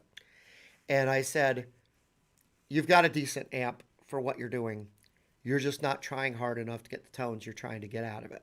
I said, because to be honest with you, you're just going to buy another amp modeler that's not going to have the tones you want out of it. Then you'll buy another amp modeler that's not going to have the tones you want in it. Because guess what? The tones aren't in there. The tones are up here, and you've got to tweak that thing. You've got to sit down and you got to tweak it until you find them. And I gave him a couple of, because the guy from In the Blues channel played a Mustang 3 for a long time and played it in gigs. And I said, if you don't think you can play it, because he said exactly, he said, I'm looking for this band, this band, this band. I said, here's In the Blues playing all those guys live with a Mustang 3. So if you can't do it, it's not you, it's not the amp, it's you. And you need to work at it. So I was just going to point something out, especially with those products. the tone doesn't just come from the equipment. It comes from here. Yep. It comes from here. Yep. And it comes from here. That's right. And if you haven't put the time and the effort into it, I don't think you can get it to sound good. No. Like, I've seen guys, and I will be brutally honest, and I would never admit this normally, because I make fun of these amps all the time, but I have seen guys play Spiders well. Mm-hmm. And it's not because the amp sounds good. It's because they figured out how to use it right. And how to facilitate their playing style through it. And they're usually the guys are usually the dude that can, plug into one of those solid state Squire amps that you get in the Strat pack and still make it work. And you're just sitting there going, how the hell are they doing that? Because the tone doesn't matter as much when you're playing right. So you want to get better tone. You're looking at the new amp that just came out, the new Katana, and I said this to Derek. I said, if you can't figure out what you're going to do, and you think you're just spending money to spend money, buy lesson material. Yep. And buy a program, and this is the important part. Buy a program that's outside your genre. Yeah. Because, especially if you're worried about tone, because what you're going to find out is a lot of the tone isn't the amp, right? Yep. It's the difference in technique between this and this. And it's not, look, I don't mean that literal thing that people actually take like totally out of context. They take the tone is in the fingers thing and they go, well, that means that my fingers have to sound a certain way, or that I don't have enough count. No, that's not what that means. It means that tone is in the technique, and there are different things you can do with your technique to shape the sound that you're probably not doing. How hard you hit the strings, what the angle you're hitting the strings on. Are you using a pick? Are you using a heavy pick? Are you using a light pick? Are you coming in at an angle? You're not coming in at an angle. Are you playing with your ears? Is another important distinction. Oh my God, I wish sometimes I'll see people who they'll be playing their favorite song, and I'll hear it and I'll go, oh my God, you don't hear that your rhythm is, or that you're nowhere near what you're trying to accomplish. I mean, I understand you won't sound exactly like that person. That's not my expectation. But your rhythm sounds like a ping pong with it's like bing, and it's like, okay, you don't hear that. You don't hear, and it's a very fine, minute detail. And so if they're not hearing that detail, like you said, they're not playing with their ears. For some reason, and I see people who do the singing too. They'll sing and they'll go, oh, I sang that beautifully. I'm like, you were awful. And that's what I want to say. But that's not constructive. To immerse yourself in something also is a big part of that. Like so like I'm primarily a rock guitar player, right? And I go all the way to metal and I go all the way down to, blues and even some jazz. Yep. I've been getting really deep into the blues. I think we talked about this in the last episode. I'm playing a lot more blues, and the more I do it, the more my ears get tuned into when I suck, and I can actually hear like, oh, I missed that, man. I really blew that chorus. Yep. And that kind of stuff. Like, and I think that some people don't put in the time, and and Derek said it right. So I'm not taking this. I hope I'm not taking this out of context. But Derek said like, maybe I'm just wanting to buy something to make me a better player. And you know what? Like, hey, I think a lot of people do that though. That's right. A lot of people do that. They get so hung up on gear and like the gear's contribution to the sound that they forget like it's not the gear that's holding you back. Yeah, it's never. Let's be real here. The gear can hold you back, but if you're asking the question whether it's the gear or you, it's you. It's you. Okay, it's always you. Yep. Yep. And I don't want to say you like you. It's also me. It's also no, David. but I'm just saying like if you're asking that if you're asking that question, then internalize it because chances are it's you. I have never had a moment in my playing career where I thought about the gear in that regard. But I know other people have, and then like going on these big tirades where they bought a ton of stuff, and still come back around to the fact that I just can't play lead guitar. Like I suck at it. You know what I mean? Like, or I can't I can't do X or Y, or I can't sweep pick. And it's like, well, no, the gear's not going to have anything to do with your sweep picking. Like, it's not staccato enough because you're not muting enough. Like, what the fuck? It's Yeah, it's like when I first was learning to do some of the more advanced techniques that I was doing, I thought, oh, I have to get a compressor. Oh, I have to get this pedal. I have to get that pedal because that's what they're doing. I was thinking that must if be I what I'm lacking. Like, that's must right, be what I don't do. And sometimes you're listening to these guys and you don't realize how supernatural they actually are until you try to do it. And you're like, oh, it's clearly because he's got a 1968 Super Lead Plexi with a Variac. You know what I mean? Like, to use yeah, the Van Halen example. yeah, and then Um, you see her sit down and she's like on an acoustic guitar, and you go, okay, that wasn't it. It wasn't the yeah. fucking pedal. Well, that was the thing that always got me with Van Halen was when he did Spanish Fly. And it's like, if you wondered whether or not it was the gear or not, that's what that's there for. Because I think people have a tendency, especially with Van Halen, they wind up that sound, the brown sound. Yep, We've named it. We've that's right. we have We have focused named in on it. it to the point where we actually literally named it. Can And I say one more piece of gear I don't care about hearing about? Another brown sound. Just don't yeah, I care. mean that's like the marketing hype slogan bullshit that every single device uses. It can do the brown sound.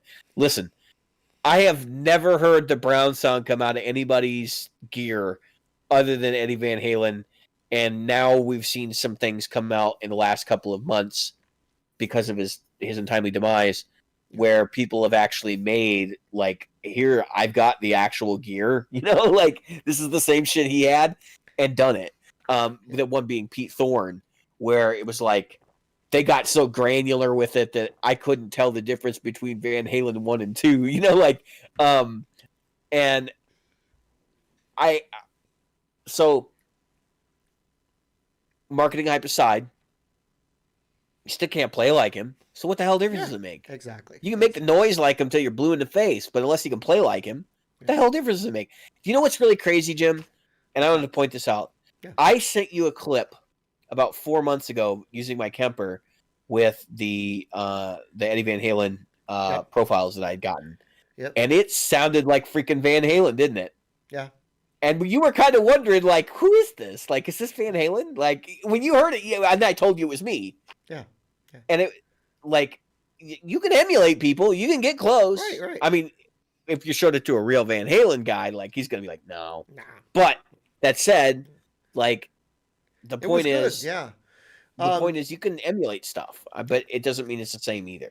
Yeah, I think that probably that goes back to that the guitar mom and pop shop person that hands you when that guy and I'm still friends with him to this day. When he handed me that gear and said, "Jim, this is what you need." I mean, he knew who I was. He knew who I played with. He was tuned into the local scene. Yeah, he knew what I was doing for music. I mean, that's a guy that really cared about the customer and the experience because he knew that's why Parkway Music at Clifton Park, New York, is one of the best guitar stores. I mean, that place gets visited by all the big guys that come into town. When they go to Albany, they go to Parkway Music because they know what they're going to get. And it used to be Drone Sound, which was literally right across the road from Parkway's now location, which is funny because Drone Sound is where I went to get my bass gear. So it's just really cool that you have that. But again, that comes to this, and like I said, I didn't mean to be mean. I was very, very precise with the guy. I didn't say you suck or you're an idiot or you don't know what you're talking about. I said here's somebody making those sounds with it. You just need to learn how to tune in. There's an old saying, you got to tune in to what was it? Tune in and turn on or something like that. In other words, you've got to be tuned into the music, like you said. You have to immerse yourself. I remember when I first learned to play Detroit Rock City. Because remember, that's when I had my Les Paul. And Ace Frehley being a reason I had a Les Paul, right? So here I am. I'm learning Detroit Rock City, and what I didn't know, it was tuned down, so I was playing it wrong to begin with, right? So Right. let's just start off with that. And I finally figured it out, but I just played it in the key that I heard it. I was like, no, I'll tune it up because I can sing it and I sing it. But anyway, the long story short is that I sat there and I played that. I wore that track. You could see it on the record. You could look at the record and you could see where this one was more like grayish and all scratched up and Yeah. stuff because I had lifted that needle and put it down So many times, right? and I sat there and I was like, okay, that guitar's doing that. Okay, he's doing this. Okay, now, okay, he's doing that. Okay, now I'm gonna. It's just like when I learned your thing that you handed me. You didn't tell me what the notes were. You were like, here's the harmony part, and it wasn't huge, but I had to sit there. I slowed it down, and then I said, okay, that's what it sounds like, and then I sped it up, and then I played it along with it because it wasn't that hard. But I'm just saying that when you sit down to do it, what happened was I tuned into because when you slow it down just to listen to it at least, I find this when you slow a part down to listen to it, what you can sometimes find out, that's how that note comes in.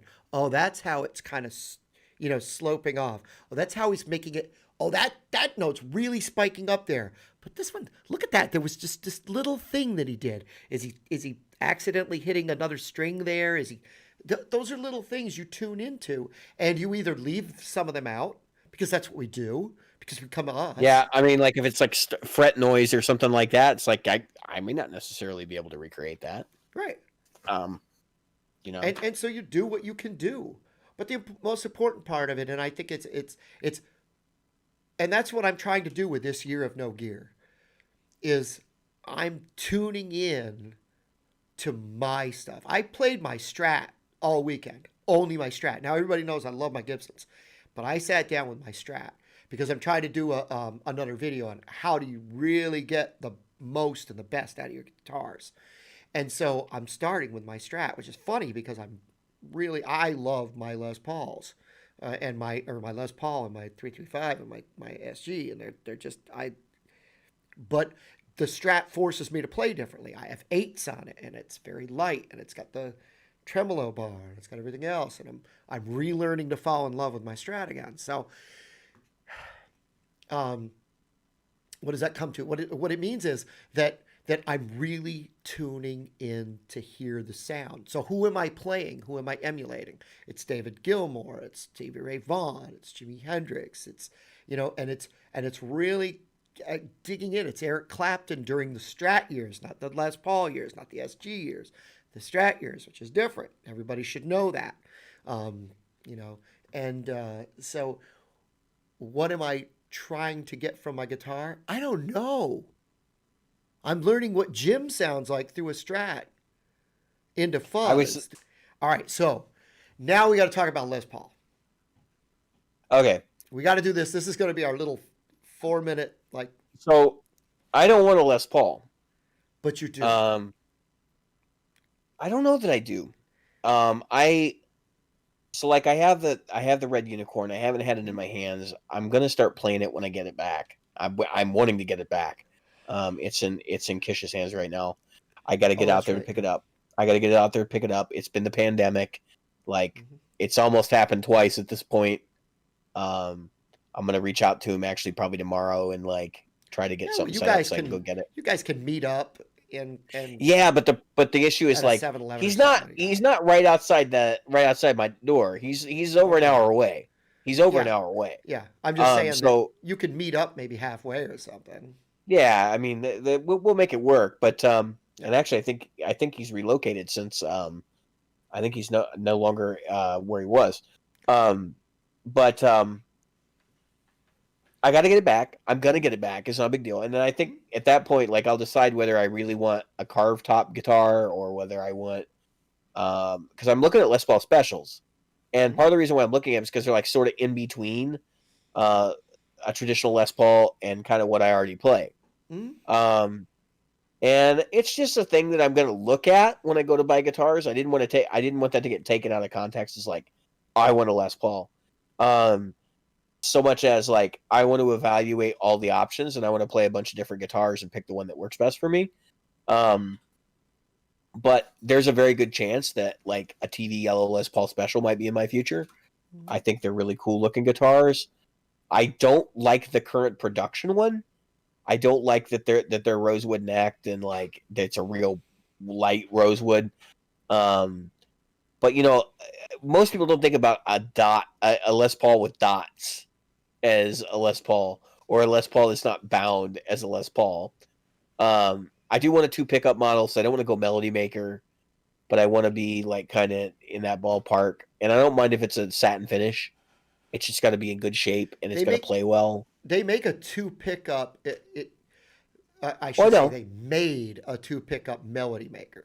The Melody Maker is just the smaller headstock. It's got a instead of doing it's the smaller, narrower headstock. It's also a thinner body. Yeah, even in the special, it's really really nice. I mean, a lot of people like it. I'm not a Melody Maker person, but Joan Jett had a Melody Maker, and in the late both types. In the late '90s, before they started doing the fadeds, the Les Paul Special was basically just a flat top Les Paul, which had humbuckers in it, you know, or P90s. And I don't know that I think the Special goes back further than that because I know there was the SG Special and all these different guitars over the years. But I can remember a lot of guys playing Les Paul Specials in the late '90s, early 2000s, and being like really excited about them. And I just remember them being like, I remember looking and going, that's not a real Les Paul, it's a flat top. And we actually called them flat tops. Yeah. Which is funny because it's an acoustic guitar thing. But and thinking like, why would anybody do that? But then I saw Bob Marley preferred them, and I saw which look, listen, I ain't looking at Bob Marley for his guitar playing. Let's make it real clear. But I'm just like looking at it and I'm going, you know, these did find their way into other people's hands. Here's the stupid part, and this is the part that I'm going to admit on this show here for everybody to laugh about. Part of the reason why I'm looking at Les Paul Specials is because I didn't get along with the way that the SG, where the strap was at. And it wasn't because of the neck dive. Immediately when somebody says that, they think, you didn't like the neck dive. No, I don't sit with the guitar on my leg. I usually sit classical style because that's just the style of guitar I play. And where that pin is at, when you sit classical with one, it hits you right in the abdomen. Yeah. And it can get really annoying. Yeah. And so I'm like, it's not what I want to do. I want to find a guitar where the strap mounts on the ends of the guitar. And the only Gibson design that does that are Les Pauls. Yeah. Your 335. Even though they could have put a little block up there for the strap pin to go into, there's no block up there. You know, the wings don't have a block in it. The 335 and the SG have exactly the same pin location. 335, SG, 175. Yep. The Flying V as well, I think. Yep. The Explorer has one on the end, I think. I don't think it's on the back. But most of their guitars they produce have the neck heel. Where the heel is at. Now, it's not a heel, but it's the joint. Yeah, there's a screw that goes in there. Not the Explorer, the oh come on, I had one. It's the one that's offset like the Explorer. It's the other one. Why can't I think of it? Oh, the Firebird. Firebird has it. And the reverse Firebird. Yep, they have it in the same spot as these. So yeah, I can understand. You know, so if you're, you know, here's my thing, and of course you find your voice in a guitar. I honestly think that. I would not doubt that in a million years. And as far as you go, you know, you do you. As far I hate the specials. I hate not the specials. I'm sorry. Is it specials? The flat Les Pauls. Yeah. So specials are flat. And I think the studios at one point were flat too, weren't they? Yeah, I think in the beginning they put a carved top on later. Yeah, I know they when they got the carved top, like most of them have been produced with the carved top. You don't see them with flat very often if they did that way. Yeah, and I think, and the reason I don't like them, and it's totally me. It's nobody, you know.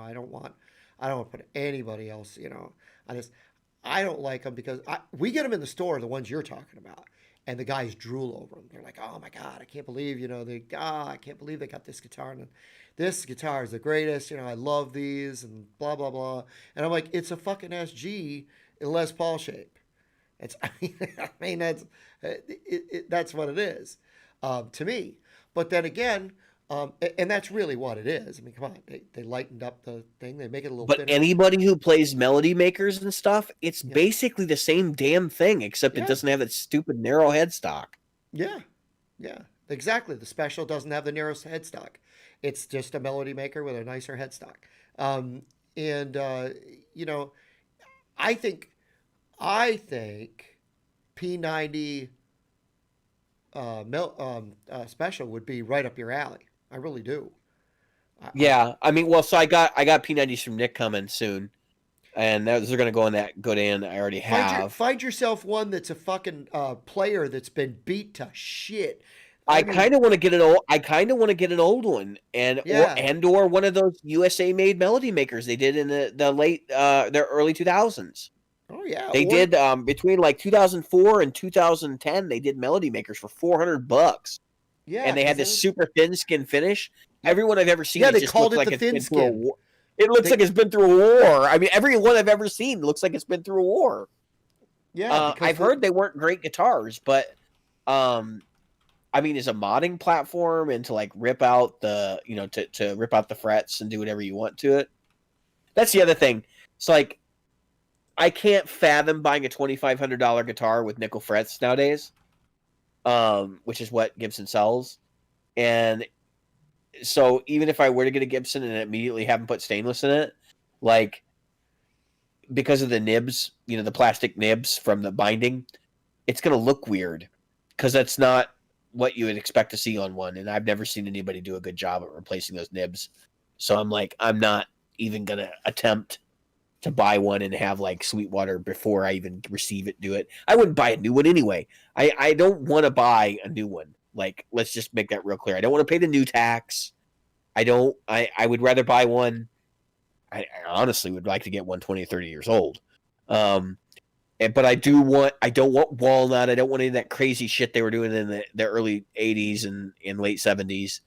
And I even thought about actually getting an honest to God, Melody Maker or, and I don't know if they did two pickup Melody Makers in the 60s and 70s. I think they might have done a run of two makers at one point, or a real Les Paul special from 1971 or whatever. Here's a 2002 Les Paul special, natural finish P100s, so you can replace those with P90s all the time. Yeah, put real doggers in there, right? $889. You're at $1,000 or under with the P90 style for a few of these. You're right around $1,000, and you could probably offer $1,000 on any of these that have got the P90s in them by the looks of it. What year was that? That's a 2002. There's a 2001. That's for a special. Les Paul special. 2001, yeah. $925. That's what the guy's asking. I'm sure you could go with that. Let's see. $1,200 pre-owned 2001 Les Paul P100s. $1,200 2000 green. I mean, so you've got them in here. They're in there. I don't know what some of these people are thinking when they're putting them up for $2,000. They're fucking high. Nobody's going to pay that kind of money for those. Here's one in Roanoke. It's a 1965 Gibson Melody Maker D. Okay. And it's only $1,800. Yeah, the Melody Makers even, yeah. I mean, they don't. Well, I would consider one. Like, yeah. I just don't know that I would do this without having somebody like Nick Bongers, who's an expert in old Gibsons, to go look at it with me. I was gonna say, because I can drive up there too. Roanoke's not that far from. I'm not buying anything right now anyway, but I just to evaluate a guitar, and I know those aren't P90s, right? So get the Melody Maker D has something else. Yes. And I'm not gonna buy one and bastardize it. I mean, that's a vintage guitar. That's not something I really want to do. But there are melody makers with the Dog Ear P90 and stuff like the original ones that you can get. Yeah, but if you buy one from, let's say, the '90s, let me switch to the '90s. So if I get one from the 1990s, okay, here we go. You're at $1,000 and under. 1998, 1998. Well, and those prices are high because those guitars were new for that much money, and they're not desirable. No, and I would offer a lot less than that. I would offer like $600 on these things. I think between $650 and $800 is appropriate, depending on the model, and what kind of condition it's in. But like so here, when they did that run of Melody Makers from in like 2003 to 2006, I mean you can get those guitars now for about what they were new. This one says $700. Ain't nobody buying these guitars for $700. They're out of their mind. There's only one listed right now, which is why they think they're getting $700 for it. The effed up thing about these things is that people think that the '70s ones are suddenly this guitar that's, oh my god, it's no, I have no desire. Like if I went to go look for a real Les Paul, I'd probably go down to Chicago Music Exchange and play a bunch of '70s ones and pick a good one. That's right. Because there are good '70s models. That's right. But the reality is, not as most of them are not good. No, most of the ones from the '70s were not good. They were made out of sandwich bodies, and you'd have to find an early, like right when they came back out. Yep. So like what is it, 65? I think is when they started showing up again.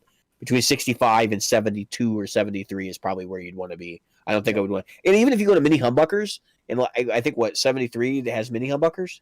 Yeah. I think that mini humbuckers is a very specific thing, but I think that you could find a guitar with mini humbuckers that sounds really cool.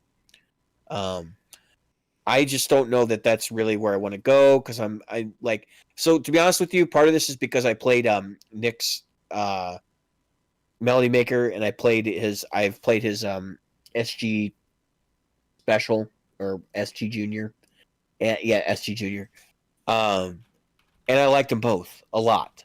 And the Dog Ear P90 thing was really cool, and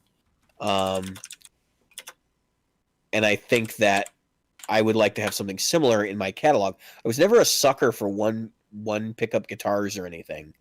I still think I'd like to have a second pickup, but I come back to the fact that those guitars were both like great for the money. Here's a satin yellow Melody Maker from 2014, P90s, $750. Okay. I mean, that's doable. If that ends up being the thing I want to do, then it's doable. Yeah. And there's one at least right now, I think, down at Chicago Music Exchange from the 90s. And so these will be desirable. They'll be easy to come by when I want to go look. Yep. I'll be able to play a couple and decide if that's something I want to do. Exactly. Yeah. I was kind of hoping, like, I'm kind of thinking, like, I might actually buy, like, an old Junior or something. I don't want anything freaking complicated. I think for $500. Another one for $550. You're in the $500 to $600 range if you look in the So here's a 98. 2000s. Here's a 98 special Heritage Charity with P90s locally. Yep. I make a drive down to this place. It's $1,000. Yeah. And you know that if I show up, I can probably get it cheaper. Oh yeah. And I don't mind if they got battle scars. That's not a problem for me. Well, it's just got to have some fretwork. It's got to have some fretwork left. So it's a disclosure, Nick on front body. I don't care. Like, I mean, it's a pretty significant. I'm looking at it. There's no way they're gonna get $9.99 for this. But I'm kind of looking at it. I'm like, fuck it. It doesn't matter to me. I mean, I'm gonna play it, and I'm gonna play it until it breaks. Like that's basically what I do with guitars anyway. If I like them, so. But that said, like from Arizona. There's a ton of other. I don't want to get our listeners thinking like this is where I'm going. There's a ton of other guitars I'd be really interested in owning right now. Yep. I have talked about getting a Gibson, or not Gibson, another G&L Skyhawk, and getting it with a humbucker in the bridge, and I don't know what I get in the neck, and that would be a custom guitar at that point. But like that's something that I'd been thinking about. Like that would be interesting. and do it with, stainless steel frets and, get a nice color and that kind of stuff. Yeah. And I really think that at some point that might happen, but and then of course I'm still looking at Music Man, which, by the way, I wanted to mention Music Man. The model I'm looking at is the Cutlass, which I played on the show. I played, months ago. We talked about on the show. The Cutlass is a cool guitar, and it was great when they had like a ton of different finishes available. Mm-hmm. If what the website says is true, they're only offering that in 2 finishes now. They went down from like 13 finishes or something to 2. Wow. And one of them's a burst, and I think the other one's like black or something. Thanks. And I was like, is there really no market for this guitar? Is that what's going on here?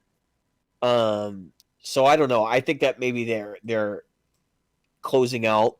They don't want to announce new finishes until the other ones are gone. No. And there's a bunch sitting at dealers or something. Could be.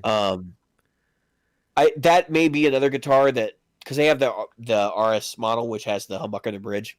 Mm-hmm. That might work for me.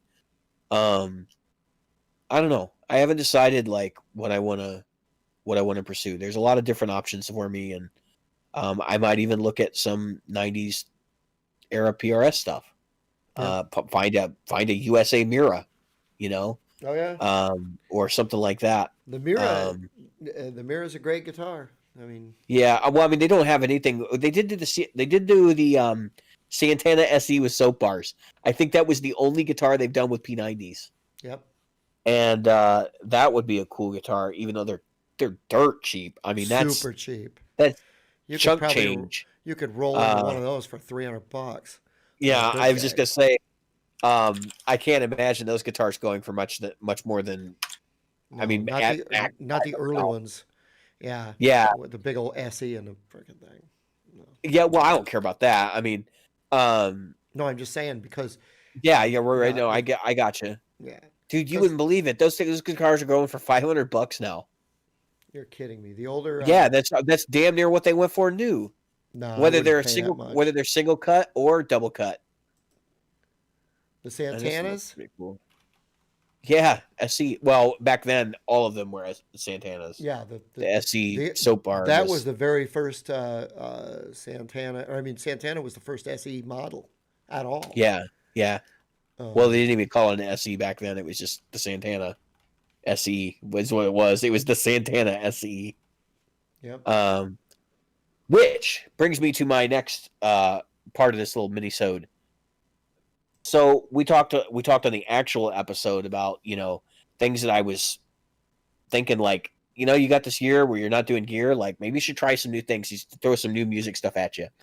And I was going to challenge you to put your books away for a while and just play music, like try to improvise, try to work on stuff that's not like composed. Get away from the idea of theory dictating what you do, and try to just abandon theory a little bit. Because when we talked about, we did the episode where we talked about the theme, and we had this long conversation about, and you're going on about theory, and I'm going, dude, you're way over analyzing this. And it's like, that was never. And you can explain why something works till you're blue in the face, and you can use that as a way to like get ideas. But music is not supposed to be built from structure like that, at least not in the way I perceive it.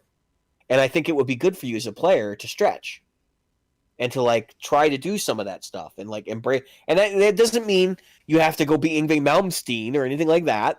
It just means that like take a step back and try to make some shit up. For a little bit, like work on, and you can still, because I know you do open mics and all that kind of thing. I know right now it's probably dead down there, but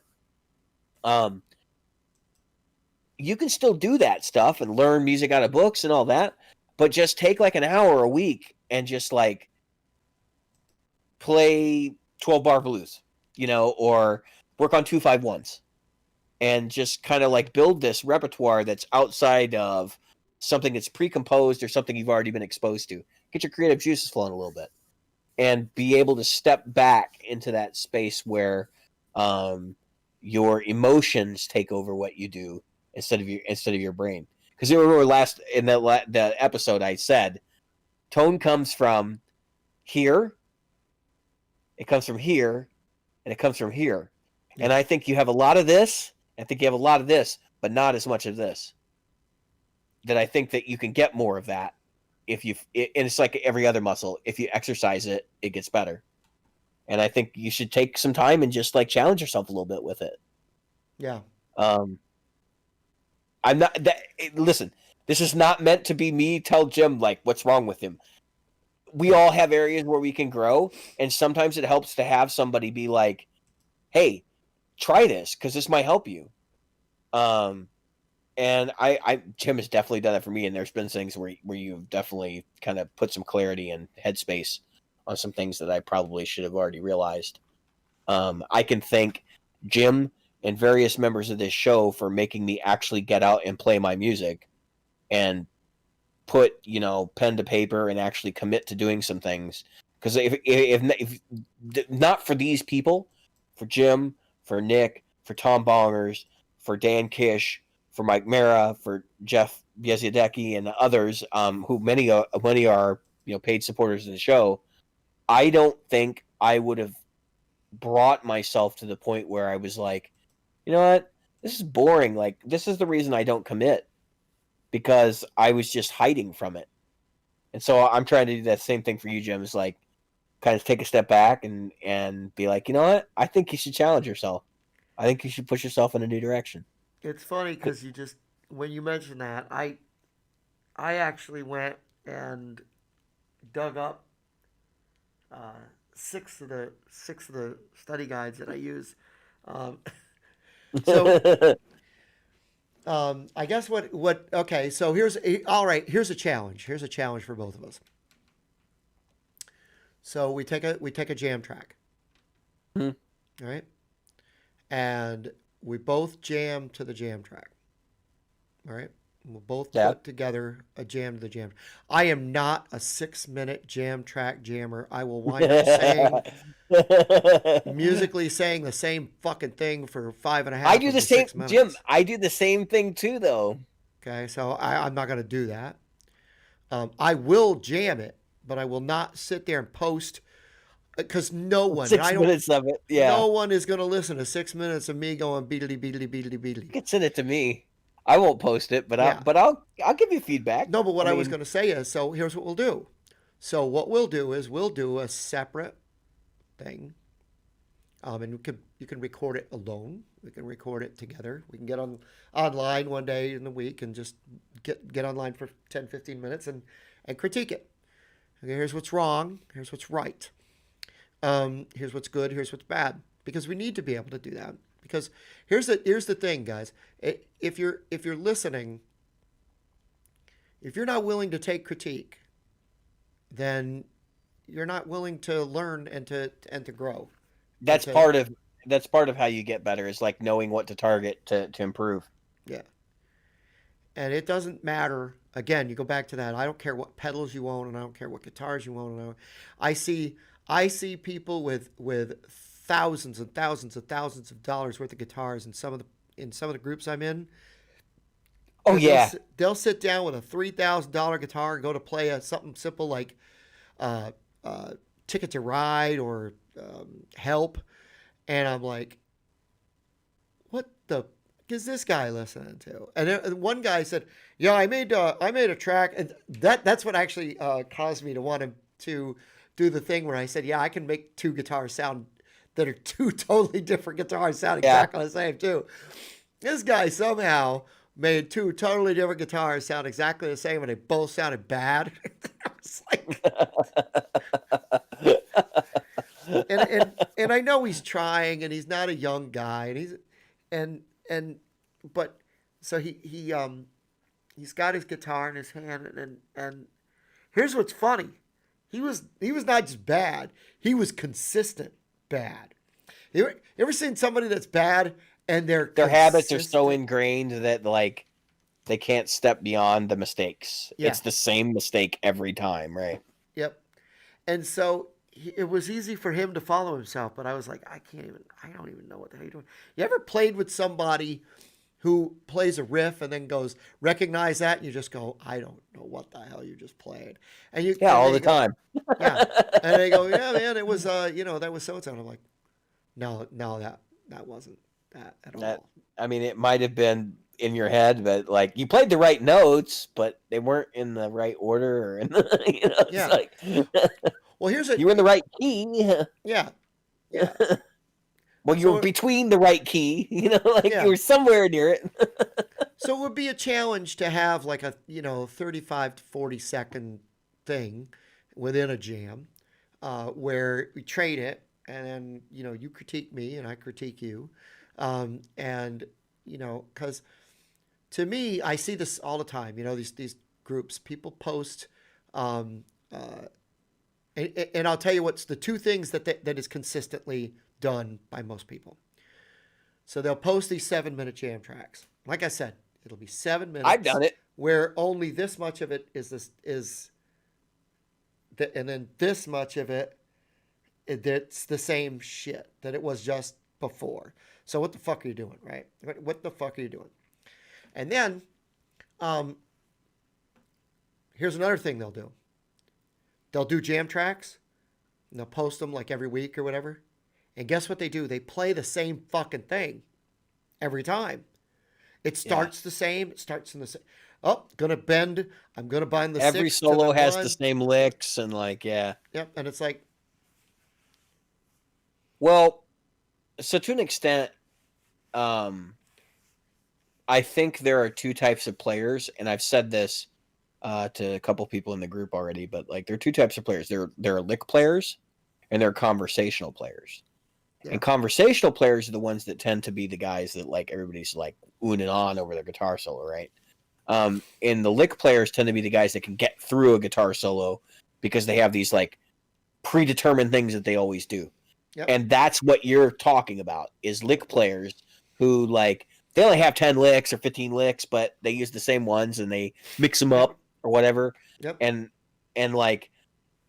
they don't even, so even if they're playing through a 12 bar, it's every time we go to the 4 chord, I'm going to do this. Yep. And it's a very specific set of things that they do. And then every time we do the turnaround, we're going to do this. And then on that last chord, we're going to do this. And, it's there's no formula. Right. And that's actually sort of why I'm suggesting this. And not that I think you need that part of it, but I think we have a tendency to rely on things as a formula. And in that case, they're using the structure to rely, on a 12 bar to rely on the formula. And I know I've been guilty of this too. And actually, Mike Mara and I have been having discussions about theory back and forth, kind of off and on, because I'm trying to understand some things I didn't understand, and kind of having these conversations. And what I'm realizing is I'm overthinking this stuff because these are things that I don't really need answers to. But I'm also sort of realizing that if I pay too much attention to the structure, then I'm not saying anything. And that's where I'm okay, take a step back. I want to be conversational. And so I need to figure out how to do that. And that's going to be one of the things I fully expect that I'm going to get critiqued on in this little thing. But that's sort of both my weak point and my strong point in the sense that I ramble and I don't do things that are statements. Right. It's a big run-on sentence. Yeah. And I need to get away from that. So that's what I'll try to do in my clip. I will try to get away from the run-on sentence.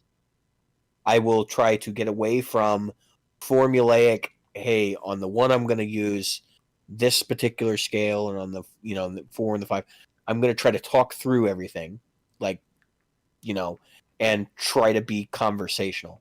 Actually, I think personally, Jim, this is probably not going to be the best test for me because I'm going to actually, and I'm probably going to do this anyway, I'm going to put more comping into it, I think, than I do the lead work, because I think that's where I need the most work, with the most critique is okay, how do I improve my rhythm playing?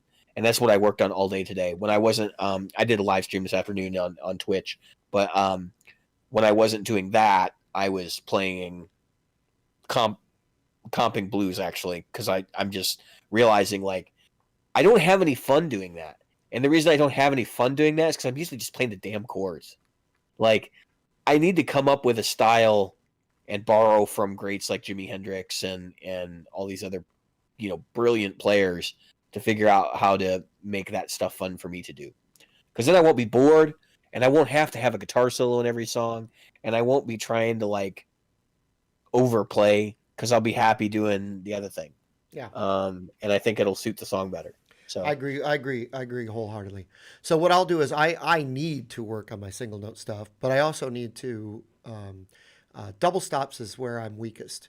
If I'm going to be completely honest with you, double stops is where I get my ass kicked every time. I'm like, am I supposed to be okay? Where am I supposed to be? Where's supposed to be? And again, like you said, it's supposed to be a lot of it's supposed to come from in here, but a lot of what winds up happening is if I have to go to a double stop, it goes from here to here, and then I start losing myself, and then I stay up here. It's like a musician. You ever seen somebody who reuses lyrics when they're singing? Sure. And then you know what they do? Even if they know the lyrics, they're like this. This is how they sing. So they're sitting here, and they'll be like this to the crowd. They have imagine this is an iPad, and they're like this. Yeah. The crowd sees this. I mean, it's like. But the question is, are they looking at the device or are they trying to ignore the crowd? Yeah, and I think. But if that's the question, then that's a screwed up. It's like that. When I want to ignore the crowd, I just close my eyes. But the fact is that when it comes to that, we get caught up in that. Have you ever noticed like you're looking at your watch and you don't even care what time it is? Or, you'll use Absolutely. Yeah. All the time. Yeah. It's just a way to distract yourself. It's a placeholder is what it is. It's so to fill time. Yeah, so you can find things. That cat almost knocked that shit over in the background. Every day. Yeah. It's a wonder he gets up there and doesn't go, ah! He's like, you don't think I haven't walked in the room with that thing knocked over? Yeah. He's like Godzilla. Or no, I'm King Kong. Well, Michonne she's not a small cat. She's a big cat. I mean, she's heavy. Yeah, see. She's and the vet's like, oh, she's overweight. That cat's not overweight. That cat can jump up on top of the refrigerator. That cat is not overweight. I just saw her leap right up there. Yeah, like a pow.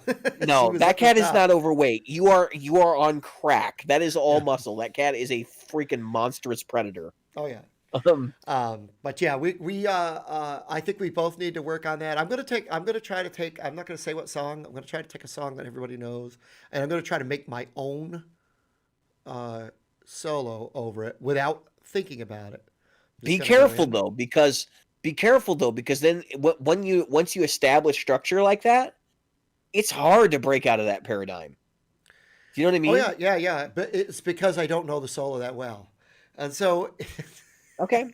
It's going to be a song that I would encourage you not to do like Comfortably Numb or something like that, because then you just fall into all the tropes. I would be trying to do David Gilmour stuff, and I would get mad if I didn't.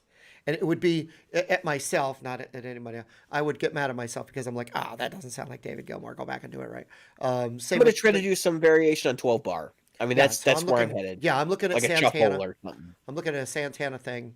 It's a song that everybody knows, but I'm not really that familiar with it. I'm familiar with like the first few notes. Are you going to play Europa? No. Holy shit, no. I can play Europa. Oh, I'm sure you can. I can't play it well, but I can play it. Yeah, I saw some guys pull it off a few weeks ago at open mic, and I was like, wow, that's... All right. But I don't know it well enough to know if they fuck it up. So this is how, remember I said that like this is convenient because we're talking about the Santana SE models and like this plays into this. So did you watch the interview with Carlos Santana and Lee Anderton? Yes. Okay. I was like, the first time I watched the interview, I was working on something and it was going on in the background and I was listening. I was like, Santana's crazy. Yeah. Like he's out. He's like he's out of his fucking mind. He's got to be 7 years old. He's absolutely out of his mind. He is not out of his mind. And so like when he talks about the universe speaking through you, that is exactly what I'm trying to get you to do. Yeah. And so what I have experienced these moments, both as a writer and as a player, where I'm not responsible for what's happening. I'm literally just opening up and things are coming out. And I have it happen almost every time I play with somebody that I have a good vibe with, or I have chemistry with them. All of a sudden, things start coming out that I'm like, where the hell did that come from? Yeah. And then I find myself afterwards like, how do I do that again? And I can't. And I've talked about it on the show. I've talked about those moments where I try to get in that zone. That's what that is. That's that, that outward thing where I don't know where this energy is coming from. There. I didn't agree with his recommendation to Lee. The shamanistic. I didn't actually see him as recommending people do this. What I saw was he was saying that the reason these people are doing this is because it brings them closer to a place where that's easier for them to happen. In other words, like the shaman, he says he's a shaman, right? And the whole idea is that like they would in both Mexican culture and also Native American culture, shamans, witch doctors, whatever you want to call them, that's probably a derogatory term, but for what it is, people know them by that name. Would use peyote and of course now Santana's brought an acid into the equation, or they would, or even sleep deprivation was one of the things they would use, or pain was another thing, like especially in Native American culture. There were tribes that used to do things like, hang their warriors up by their hands for days. And but I looked at that as he's basically saying that this is the modern equivalent of what people were doing, 200 years ago, because they felt some connection that unlocked as a result of it. Now, yes, drugs, obviously, like when you hear somebody saying, hey, you can reach these connection points by doing this, that sounds like an invitation to do it. But then the remainder of the interview, he actually mentions, he says, this is not for everyone, because clearly some people, and what he doesn't say is most people probably are not going to have a good experience utilizing something like acid and unaware of what the effects of that are. You have to know, and you have to know the risks of that kind of thing, and whether that is against your personal belief system, and all these different things come into play there. But I've told people, like, if I was ever going to do drugs, there's like two guys I would have ever considered it with, and it wouldn't be Carlos today, because Carlos today is like a different dude.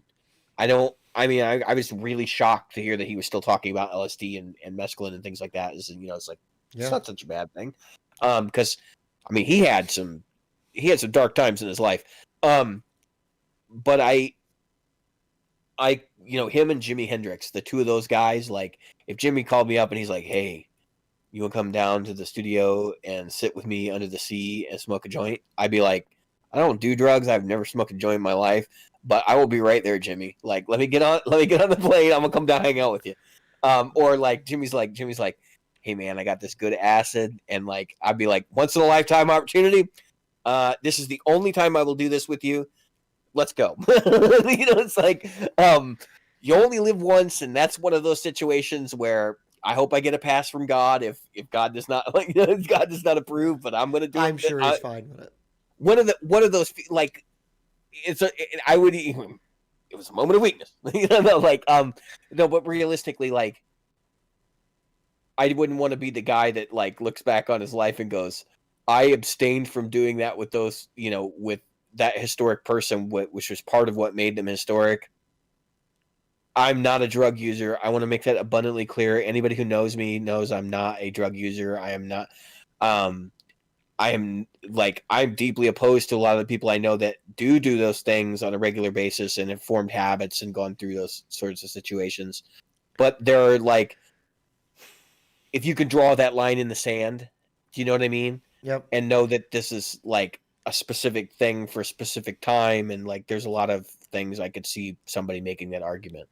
Yeah. I don't think Carlos Santana was making that argument. I think he was saying like, use regularly and under the care of a doctor. It's like, okay. I don't even like to take prescription medication. I gotta laugh because of that, but I also have to laugh. I've never done drugs, and I've openly had beer, but I got to be I don't honest with even you. drink. Since I mean, since January, actually December 29th, I haven't had a drink. And that's not because I'm trying to quit drinking. It's because of the whole keto thing. And it's like, I'm trying to lose this weight, and it's like, well, you know what? For some people though, Jim, like when they do that flip, yeah, and this is what I think Carlos Santana fails to acknowledge. For some people, getting closer to that space where things can flow through you is actually removing something from your life. right, That is actively, blocking that. That's right. And I think for guitar players, we're really bad. We put a lot of blocks in place that don't necessarily need to be there. And I'm not talking about drugs and alcohol. The gear thing, like we do a lot of gear talk on this podcast, but we're a guitar podcast, and we have had episodes that are straight theory or whatever else, just like how to get through a gig and that kind of thing. And like, that's what I kind of want to like point out is that our core audience wants us to talk about gear more than anything else most of the time. Mm-hmm. And so that's a barrier we put up between being able to channel what we're wanting to do, right, and like what really happens.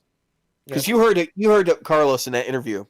He talks about the head voice, the chest voice, or the like the upper chest voice, and then the belly voice, right? Yep. And like for him, he's broken it down. Like he's not worried about gear. Nope. Like not in that sense, not in the same way that anyone else does. No. And I can guarantee you, if you have conversations with people like Jimmy Page and some of these other visionary, and I'm not going to say all of them, because I mean I think somebody like Clapton would have very specific ideas about what he wants, because he's a guy that's gone through a million different guitars and built parts casters and everything else. But I mean, like somebody like Jeff Beck, he settled on the Strat, right, after years of playing other guitars. But I sort of feel like his rig is so hyper focused on a specific thing that he would have a sort of, no, it's got to have this kind of voice, and like not thinking about it in terms of the way that other people do. Yeah. And I was shocked when Carlos talked about that, but I backed up from that interview, and I went and I kind of took a look at what I was already doing. And we've talked about it on the show. Like I take a 50,000 foot view of what I'm doing a lot of the time, and then and that's the brain, right? Yeah. And then the fingers is actually what's going on with the guitar, but the heart is, this is what I'm saying. Yeah. So I think it's just being the kind of person that can like start to pull those elements together in different ways. And maybe your 50,000 foot view is here, and this is the way that you accomplish it, and then this is obviously this is always going to be the thing that touches the instrument. But I mean, whenever I hear a jam, even a guitar, believe it or not, a guitar solo that I'm relatively familiar with, there are ones that I go, they're so great, I can't touch them. But I'm singing something in my head, and so sometimes it's the same thing, but most of the time it's different. I mean, it's not super different sometimes. I mean, obviously it's the same key, it's in a lot of things, but I'm doing something in my head. And then when I here's when I get creative. I'll step away from it. I turn it off. I'll be in the shower. I'll be jogging. I'll be walking the dog. I was just going to say, do you ever feel like the singing in your head is a crutch? Because if I'm doing, right, and let me explain my thought process here. When I do something musically, I like to take two different approaches to everything I do, and that's I call it the rule of two, which is obviously a Star Wars reference. But I stop and I think to myself, I actually don't think. I do it the way I would normally do it, and then I stop and I ask myself, what was that, and how do I do that differently? Right. And it's different every time, but it's the idea that, okay, so if I could do this two different ways, then I've made a choice. If I don't analyze it that way, I've never made a choice. And so then I don't feel like an artist about it. Do you know what I mean? Like everything should be a choice. And if it's not a choice, then maybe we're examining it wrong. And that's why I said, so does it ever feel like a crutch where you're like, I'm singing this thing and I can translate it with my guitar, and like I know that people sing specific ways. Like this is where I would see that as being like kind of a crutch in the sense that you're always going to be trying to emulate the voice with the guitar, and you never look at the guitar as being able to go beyond it. No, yes and no. So yes, in that it gives me a form, a framework from which to work. Right. I've got, it gives you a melody that you can play with. Right. But there's no friggin' way I'm going to be able to do it for two reasons. Number one, my voice is limited. I've only got maybe 2 octaves, right? Right. And so I'm not going to be able to sing. I can go over 2. And show folks, if you've never heard Jim sing, Jim can actually sing like really well. Really well. Yeah, like, so, be real. Yeah, thank you. That is my talent. Everybody says, yeah, Jim, that's what you do. But anyway, so when it gives me a form, it gives me a framework from which to work. There is no way. 2 reasons I don't want to play exactly what I sing, and that's unless that's the goal. That was the goal to begin with. Like the Jeopardy theme. I want to do the Jeopardy theme, so I know it's I do. Okay, that's this. What it does is it gives me a melody line from which to work, but I can just like anything else, I can harmonize and change the melody. But it also gives me, if I start to, like you talked about, if I start to meander, oh well, let's get back to where we were. You know what I mean? So if I'm not conversational, and that's the other thing that people make a mistake with when they do the 7-minute jam. Let's call it the 7-minute jam. We'll just call it that. Let's say somebody goes in and they go, yeah, you know what? I'm going to do this jam. I'm going to play this jam track, and then they do the same thing over and over. It would be as if I just pulled random words out of my ass and started saying things. You know what I mean? So their tones, even random letters that don't make words. And well, this is why I'm sort of go on, but I'm gonna try to poke holes in your boat because no, I'm just saying. So instead of it like you were talking about, if they have I have a friend who everybody's like, oh man, what a good guitar player, blah blah blah. But I listened to 10 songs he played, and he started the same way every fucking time. Yeah. So he's got a couple of licks that he's really good at, but he's not necessarily a well-rounded player. And whenever he needed to get to oh, I don't know what to play right here. That's what I got the feeling would happen in his head. He'd go back to that toolbox and pick out that 1 or 2 licks that he had, that he really knew, and that's where he was going to be. And I thought to myself, so you're relying on this X fret of this string bending from here to there to get yourself somewhere.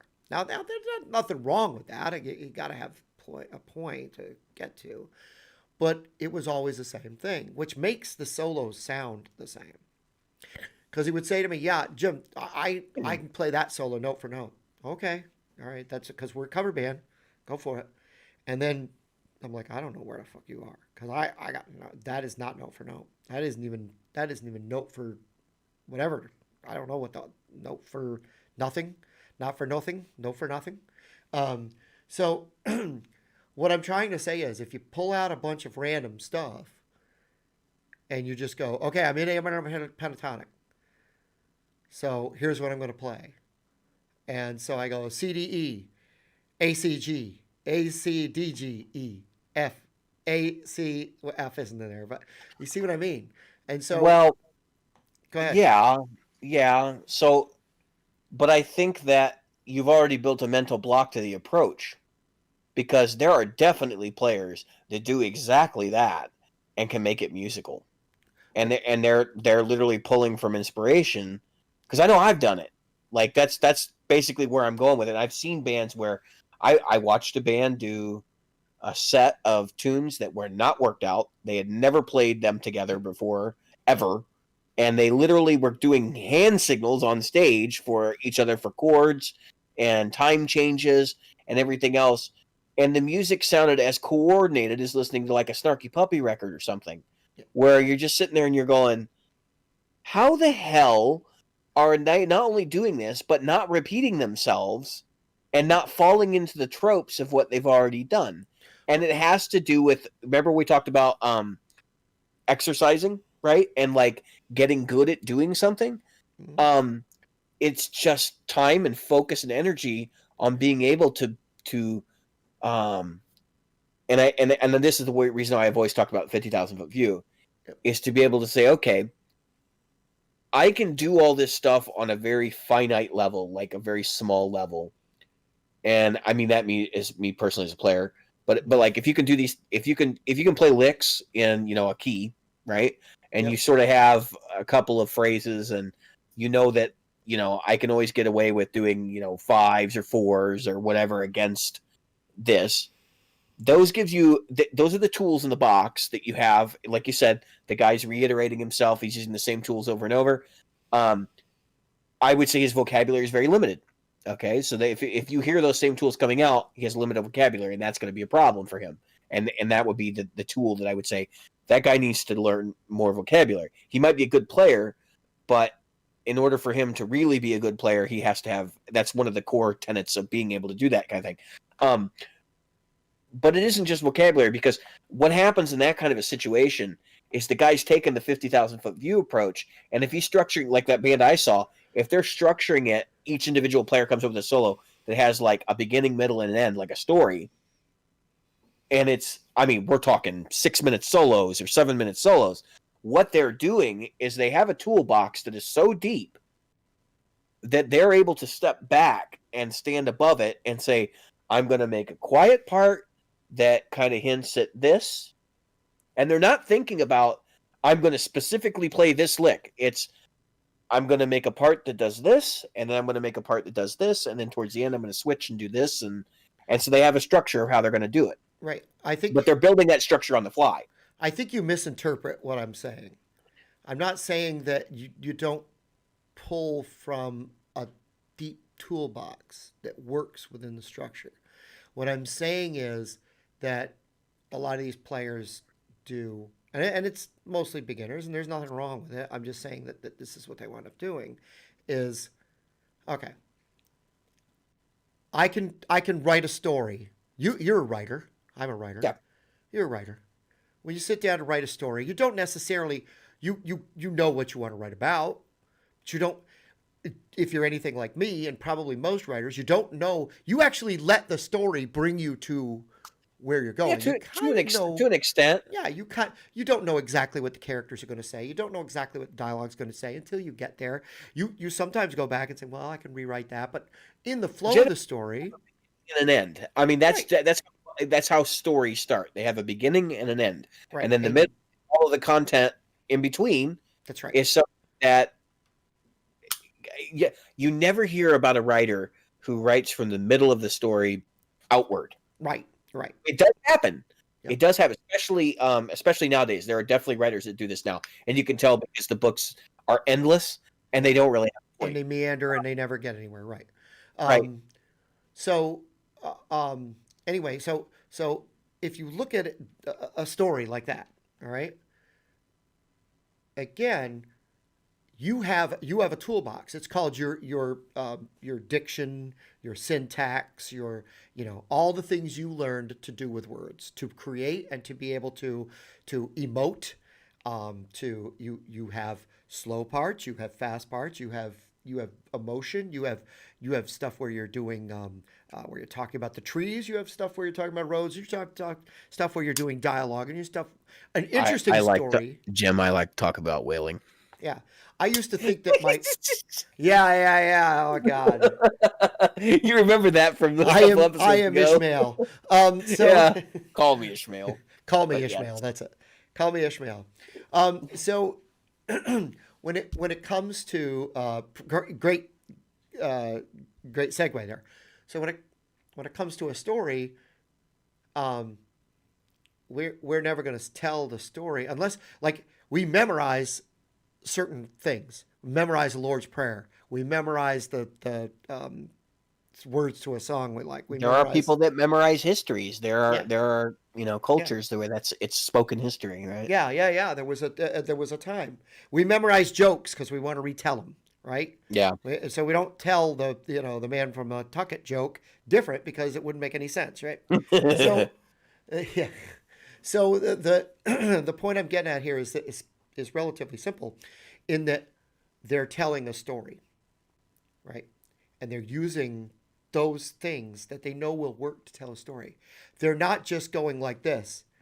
And since, because, for, to it, do my singing, telly, find, order, brown, red, purple, orange. Right, because then that becomes like that's a mosaic, or not even a mosaic. What do they call it?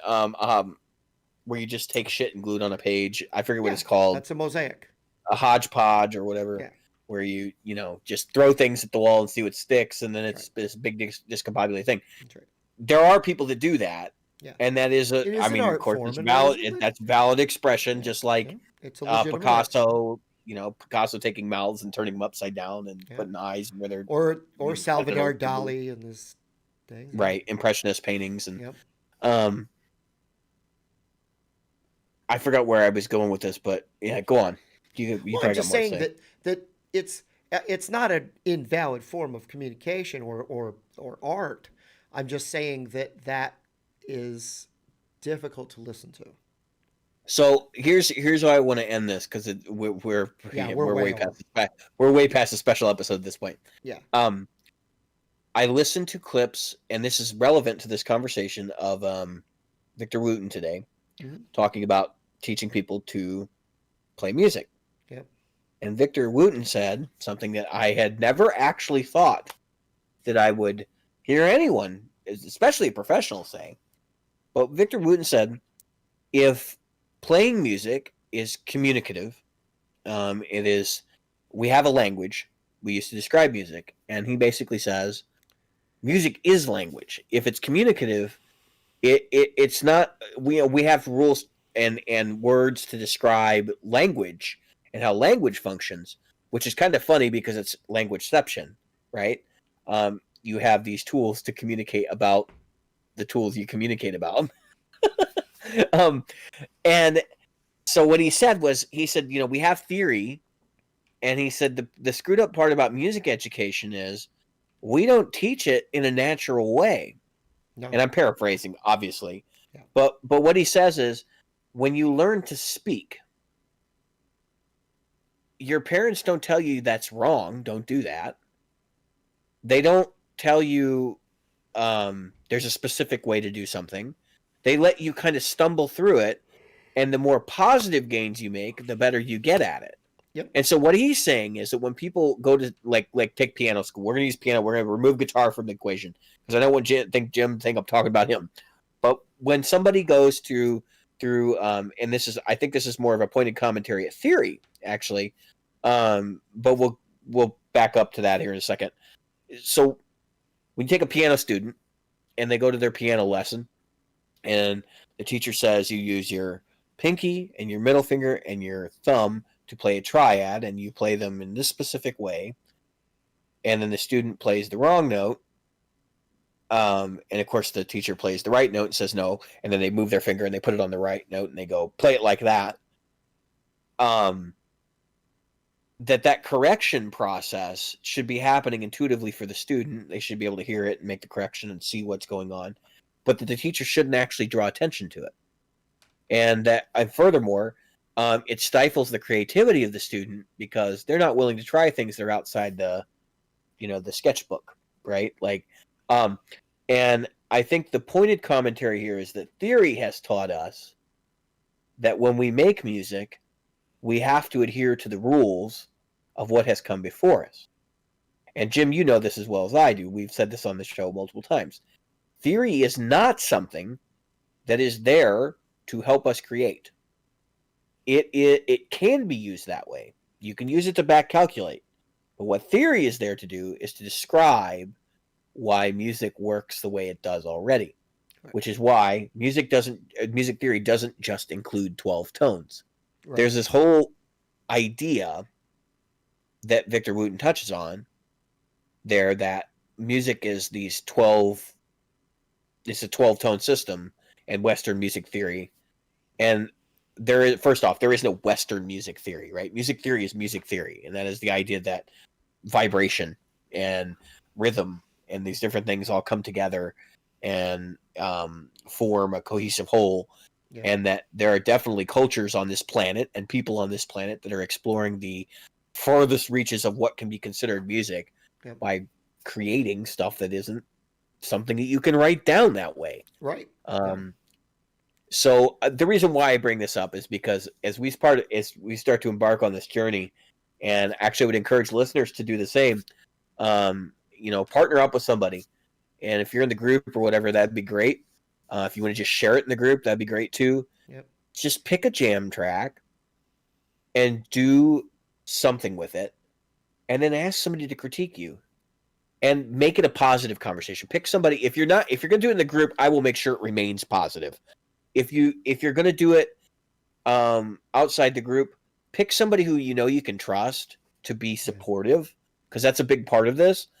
But also understand that you need to pick somebody who's going to be honest with you. Don't pick your spouse. Right. Your spouse isn't. I would like to think your spouse is not going to be a jerk to you. Your mom is not going to be able to critique you. She's going to be, you're the best thing ever. Hopefully. I mean, I know some people's relationship with their parents are different than that, but yeah. My mother. I'll share a mother story in a minute. I'm not afraid. I know she listens to the show, but I'm actually not afraid to share this, and she'll probably laugh. But I think about this project in a way that I think you probably haven't considered yet. So we're going to do this, right? We're going to go through, we're going to get a critique. I think we should spend some time, maybe come back to it and do it again later.